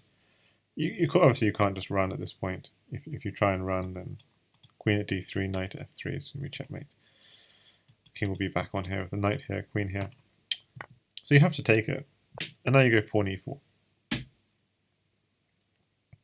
And if you don't take it again, you've got no hope. It's going to be like queen here, pawn here, or queen here, rook. Sorry, queen here, rook here, queen here, rook here. So you have to take it. And you can't use this bishop because that's covering the square. But now you bring the queen in. And again, the efficient thing, rook f3 is very tempting, but actually this is even better because then you get your queen on f3. And then that's just classic queen and rook working together. Okay, this one was the Crocodile Hunter against Quartilio. And I wanted to give it as an example of how, even on the lowest board of the league, it's like board 7 of the Crazyhouse League, you got some really good games, really well played games. And I just wanted to give this an example of a really well played game by a board 7 player. I think he ended up being one of the players of the league on board 7. I have very little to criticize about his play in this game. It was very good. So first Quartilio has castled queenside. So he's doubling up his bishops to attack a weak square. And Quartilio just relieves the pressure and reinforces. So really good play. I wonder, I think you have to take with the bishop, yeah. Because if you take with the pawn, you've got this annoying check. Usually you'd want to take with the pawn, but here, obviously, just knight f8 takes queen would just be lethal. So yeah, Quartilio still feels like he's doing okay. Knight here check. It's a good move because it's kind of annoying, but if you take it, which is what you're likely to do, you take back, and this pawn is the beginning of an attack on the king. Okay, so I mean, it wasn't necessary to defend on e2. I mean, there was no direct threat. Maybe d3 was even better.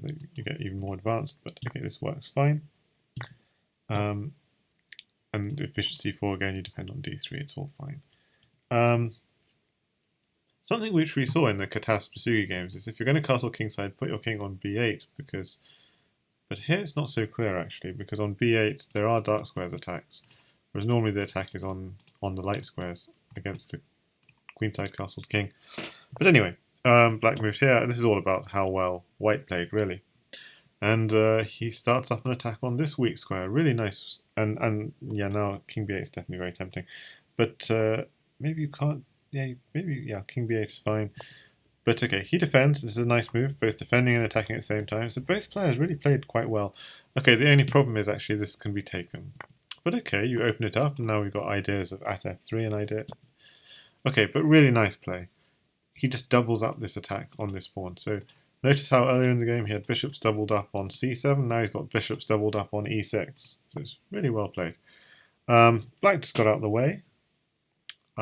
Maybe some kind of defense was stronger, but okay, he gets out of the way. And so black has like lost a central pawn, lost a lot of position. He's going to lose another central pawn. So now it's looking a bit brutal. It's going to be bishop takes knight, queen takes here, knight here, and that's not really helping. So knight check, loses his queen, he loses this one.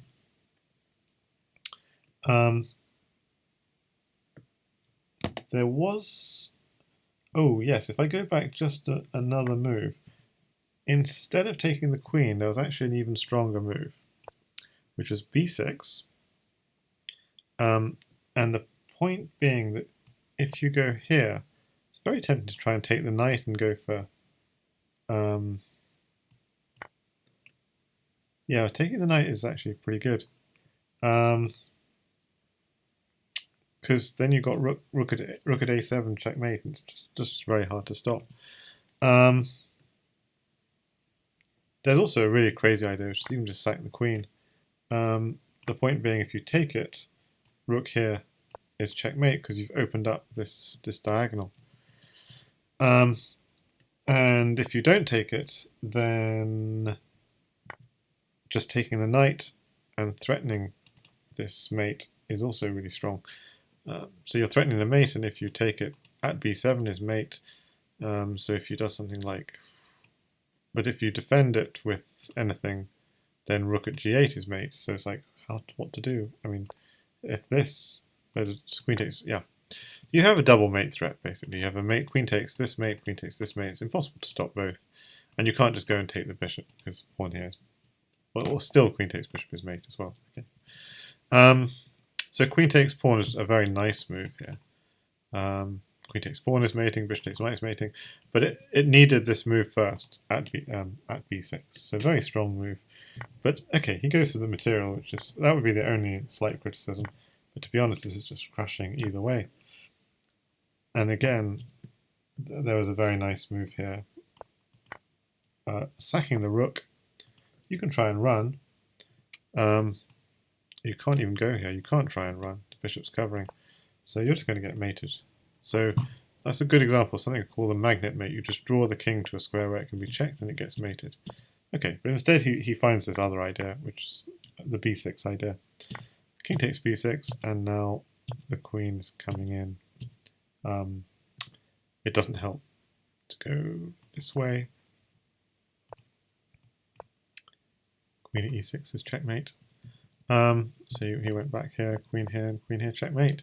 But just overall, just stunningly well played game from white. I just want to give you like the overall impression. You know, this is so quite often games on lower boards can be really exciting because you get missed mates from both sides, but this was one of those, you know, positional masterclasses, as it were. Just really brutal.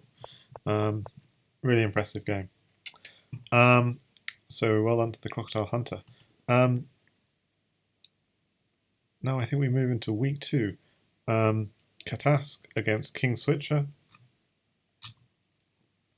So Catask is we've just seen him playing Jasugi99, but when he's playing seriously, he's more of a d4 player, and he trades everything, and then he gets a knight at h6. Yeah, this is a very interesting idea. In d4, d5, this knight at h6 check, and the point is if you take it, knight at f6 picks up the queen. So it's a bit of a nasty move. You have to evade, but now knight here hits the queen and hits f7, and if you move the queen, well, moving the queen to e7 might be more normal, but they're still sort of bishop at g5, and if you take, knight takes pawn and picking up the queen, or the other knight. But okay, he went to here, bishop d7 here, then he took the bishop. So he wins a pawn with this maneuver. He castles. So hitting the bishop and hitting g2. So here I was thinking, for some reason I have a line with c6, and I'm trying to figure out. Oh yeah, so the problem with this position is this pawn is hanging. Bishop takes pawn, but this pawn is also hanging. So I was saying if you just do something like c6, this is just some crazy line, so you're trying to get in on h7, we can just sack. And the point is, if we block, we're just going to sack to get in. And you can even sack your queen, and knight here, check, check, and take the queen. And this is strong. And the point is, we can just evade that if we want to. We could take it and it's still safe, because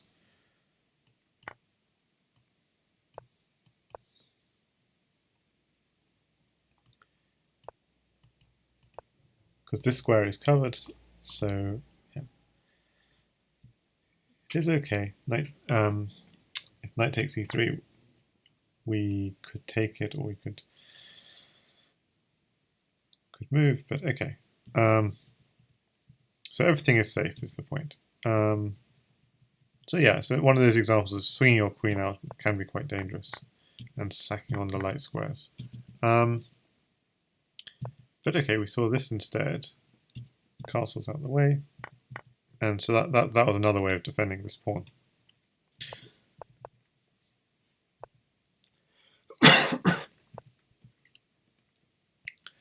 Okay, so black is getting some good sort of combination of defense and attack with these knights, so it's quite impressive. But now his knight on h6 is under attack, so it takes, queen takes. So it's quite difficult to play in a way. Even queen takes g7 is almost tempting. Queen takes g7, king takes, then bishop takes e6. What's the continuation? Queen takes e6, f3.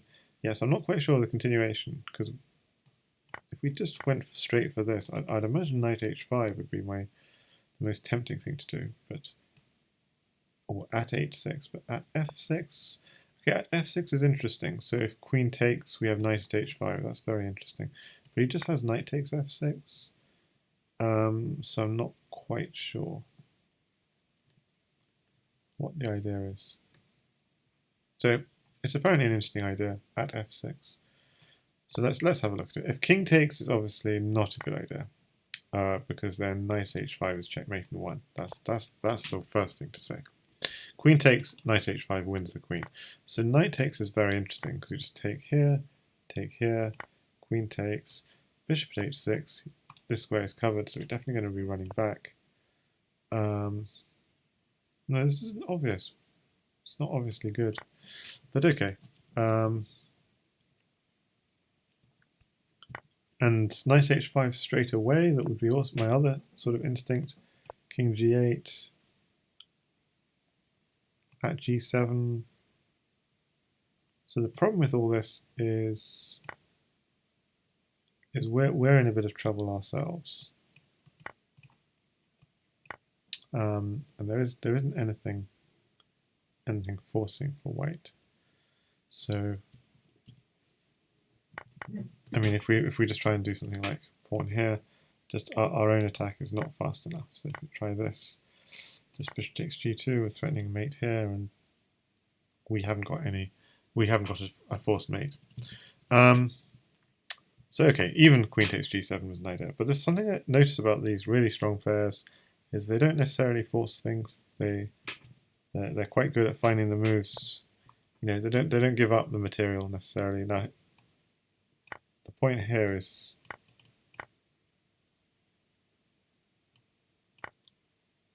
I think this, yes, and it's what we saw in the game. So he's given up the material, but he's given up a piece for a queen, but there's a strong attack. Knight here check, knight here check. he's threatening to take the rook and promote. And you can even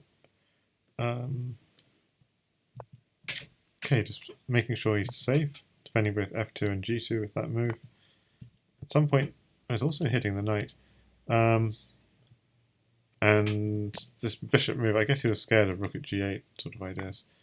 Bishop takes bishop. He could have just taken the, this knight if he wanted to. He hasn't got anything forcing on here. Instead he went with this. Knight g7. So he's trying to get his king out of danger. Knight takes bishop. Queen takes. Rook at g7. Blocks. And that's quite painful. It's definitely going to be picking up the queen. And again, just making sure he stays safe. And here he finds the mate. Knight here, check. Queen here. Queen here. Oh, so actually going back a second. Knight at c5. Instead of knight to c5, there's a very weird move, which is knight f6. The idea is to deflect the queen from this rank. Because then we have knight c5. Obviously, if we go back, there's queen here, queen takes pawn, because there's bishop is hitting this pawn.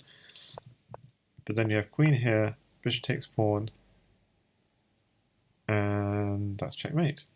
So the knight c5 can't be taken. So the problem with knight c5 straight away is king b5, king b6, knight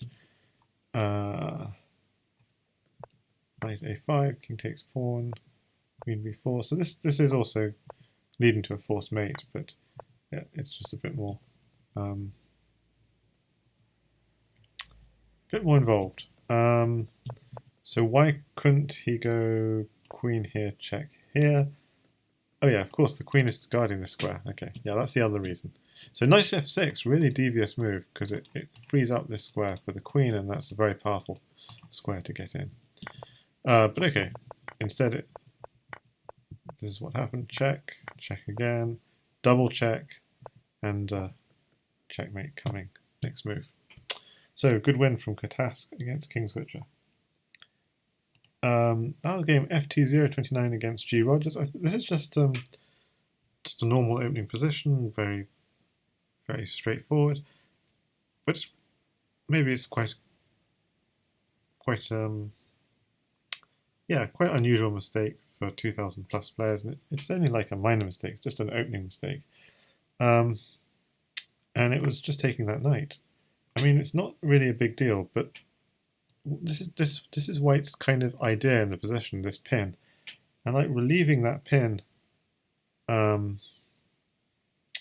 is not good. Like queen could just take back, and black is actually fine. And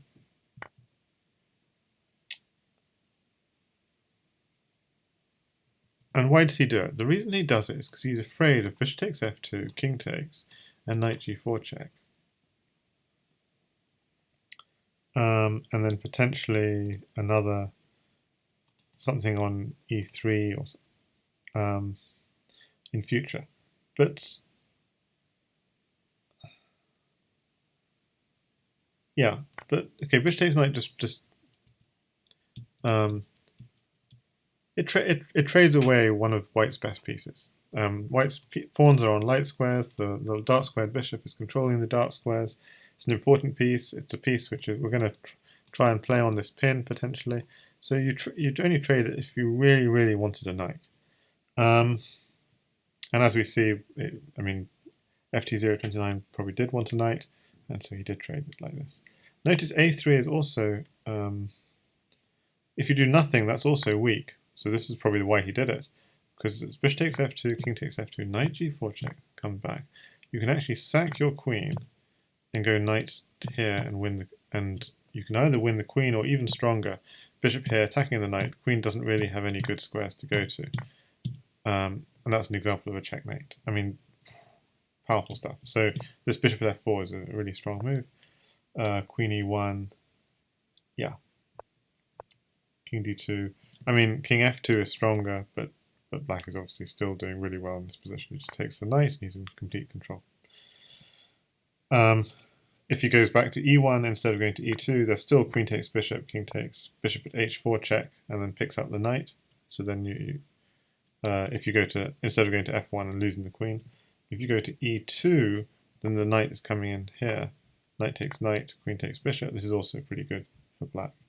So the best move for white. So white was right to be concerned about this idea of takes, knight here. You can't do nothing. But taking is not the best move. Probably the best move is simply castles.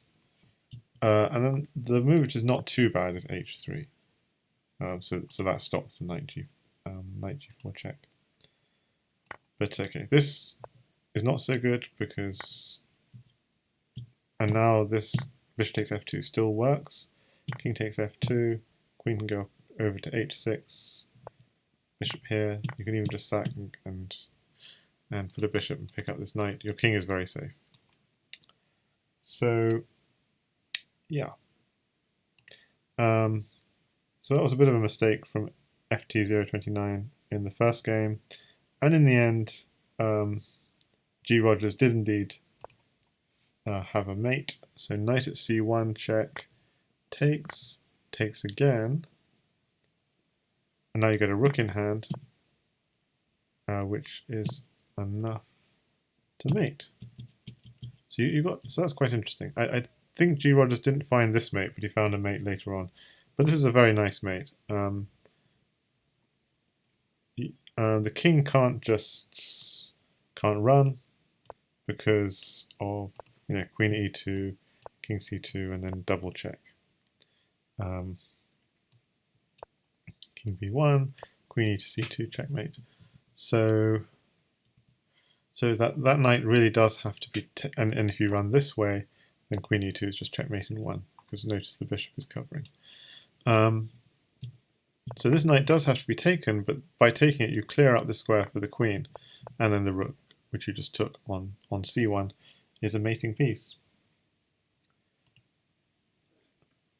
But in the other game between G. Rogers and ft029, it was white to make the blunder with the move bishop at h1. Already quite a tense position, a lot of pressure. Black's got quite active pieces in white's half of the board, quite a lot of pressure on f3, g2, and so some kind of defensive move does seem like it was in order. But the unfortunate thing is if you put a bishop at h1, you've just lost. It's like you're playing the rest of the game a piece down, because that bishop just doesn't have a future. Like, even if things resolve themselves here, it's pointing directly at a pawn. It's just a purely defensive piece for the rest of the game. So what should he have played? He should have played something like bishop takes e6 and bishop here. Just gone for some kind of counterplay. And make stuff happen. At least he's playing with all his pieces. And give credit to ft029, he played excellently after this blunder. He took the bishop. You renewed the threat. He's just got one extra piece. Takes, and again he's using his pieces, recycling them, and white is just a piece short. And this is literally what happened in the game. And he's a piece short, and he finds his queen. He's losing his queen.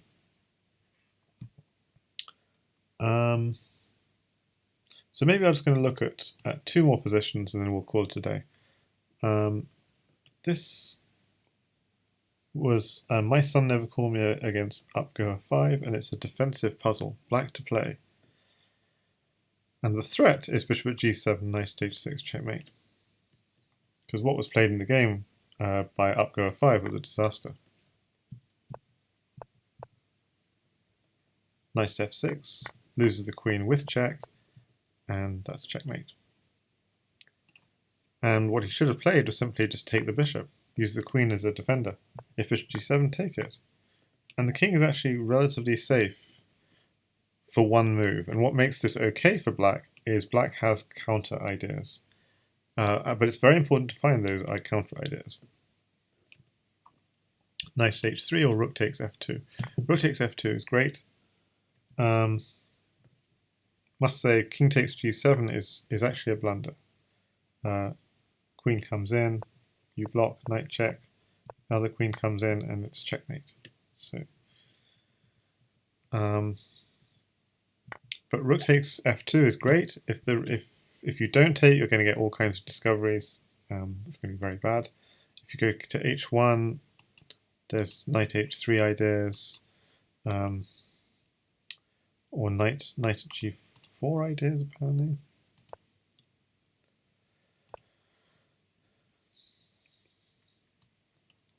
That means the rook can't be taken, but the knight can't be taken either, because pawn at g2, king takes, and now we can do double check.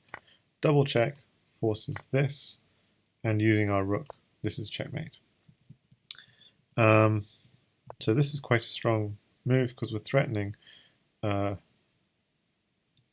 If white does nothing, we're threatening rook takes rook, queen takes rook, another knight on f2, just winning the queen, and a rook or queen in the corner is mate.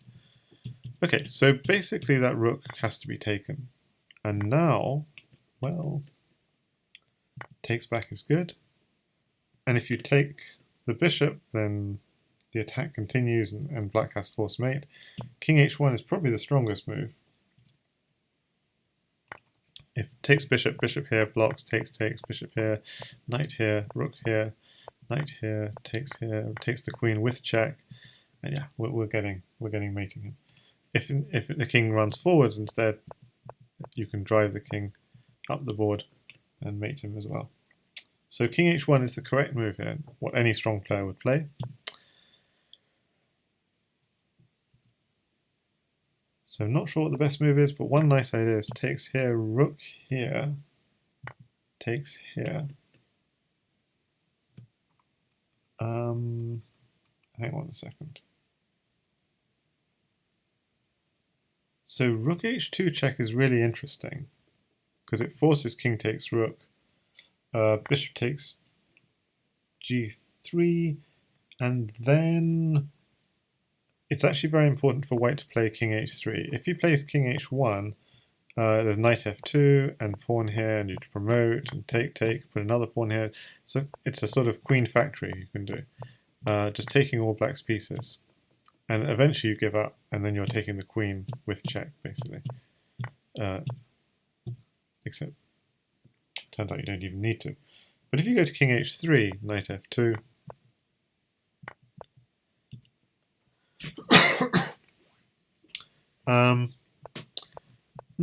you're just actually like a little bit short.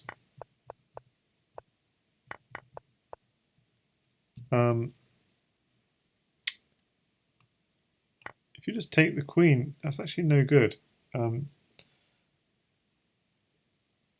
Because you get mated.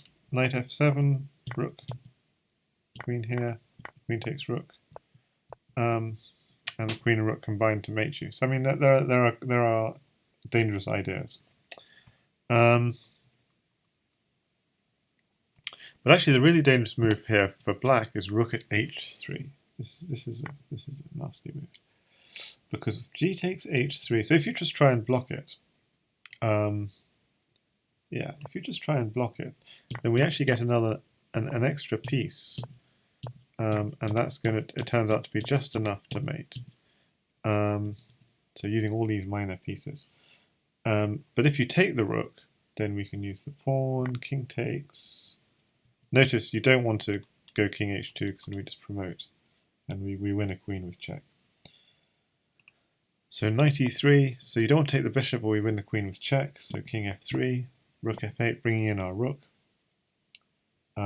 If you try and block it, it turns out not to be so good because we can take and then use the bishop. Again, if you take the bishop, winning the queen with check. Another bishop, a pawn. The point being that if you don't take the pawn, we're taking on here, so you better take it. But then we've got bishop at e1. Okay, this is actually going to be quite lethal because after king here, if you take the pawn ever, we've got bishop takes pawn, and if you don't take it ever, we still got bishop takes pawn, and we're eventually getting you onto this square and taking your queen with check. So okay, so a very long sequence, but the long and the short of it is, going all the way back, that the best thing for white to do is just try and run for it. Bishop at e1 check, king c1, bishop at d2 check, king b1, and take the queen. And actually we've done a key move. By moving the rook here, we're actually stopping the knight at f7 mate threat ideas.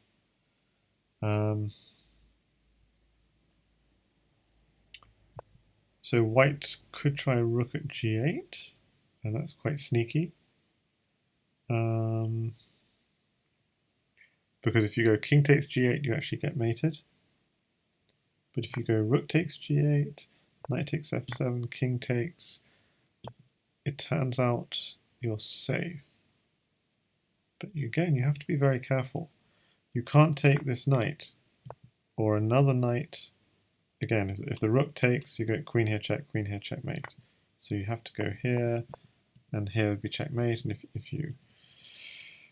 if you go this way, you're going to get a queen.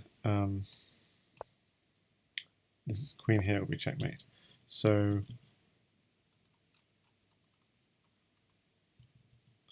this is actually a very tricky move. If you go king here, queen here is checkmate. So you have to take this pawn. And black is still okay, actually. King e, taking the rook again is a mistake because of knight d5, queen here, and then it's checkmated. So you've got to be really careful in this. Against this, you have to dodge. And queen here check, have to dodge again. But it's very hard to defend the mate. Just knight at c3 check will come, takes rook or queen checkmate. So yeah, so rook at g8 is a very challenging move. So yeah, so this will effectively be a forced mate, in fact, with rook at h3. So very, although the engine just thinks it's equal, it's a very challenging move. You have enough pieces to just win this. So going all the way back, the point of this is the great defense is you let your queen defend and then you attack. And okay, just for the last one for today, it's Laws against Pepsi and Gaming. And it was, you got 2 knights in hand, so you should have something, maybe, with maybe knight a6, knight c6 in some order, and then we'll get the king here and then take the queen with check. That would be my hunch. And that's why you want knight a6 first, so that after takes the queen with check.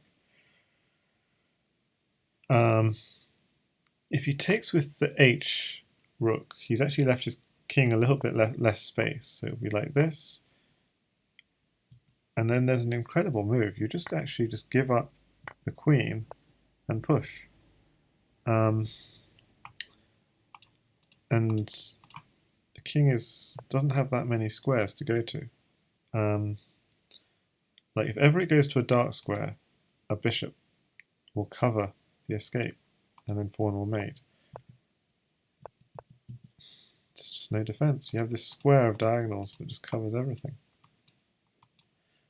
So that's very beautiful. I mean, I'm sure there are other ways of winning, but that's incredible. In fact, pushing and bishop. The key idea of stopping the escape. So that's very beautiful. So that's why you can't take with that rook. So you take with this rook, the a rook. And in that case, bishop c6 is stronger than queen c6. And if the king were to go anywhere back, it's just going to get mated, so it goes forwards.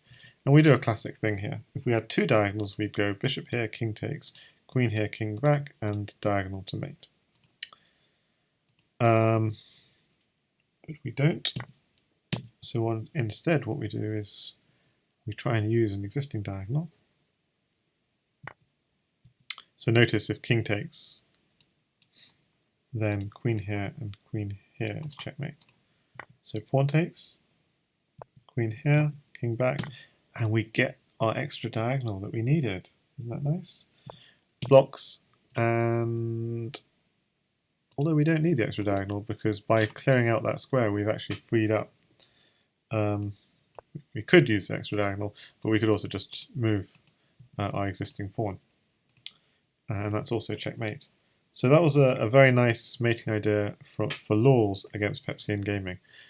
Just out of interest, of course, if he'd taken with this rook, we could also have gone just bishop here, king b6, bishop at a5, king takes, and again the key move b4 takes, queen a4, and then take this pawn. So it's just key idea of just winning a pawn with check, and then we can finish it off. So that's really interesting, but the mate with the queen is even more beautiful. So maybe I'll just end on that note. Queen here check, queen takes pawn, pawn here. We want to cover the king's escape route to here, and we do it with the bishop. Okay, so on that note, this is part 1 with a recap of season 6 of the Crazyhouse League, with an intermezzo, well, a feast of an intermezzo, watching Catask take on Jasugi99 with a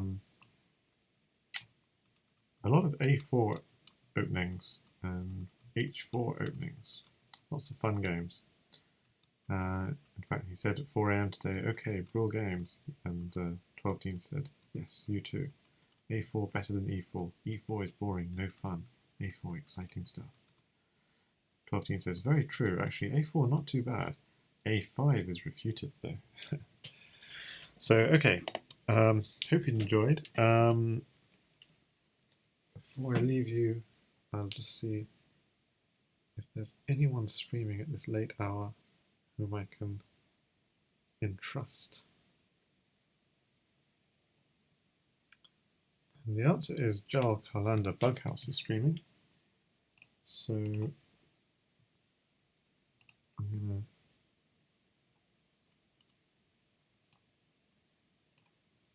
raid Jarl. So check out Jarl, he streams lots of variants. Enjoy, and thanks for tuning in.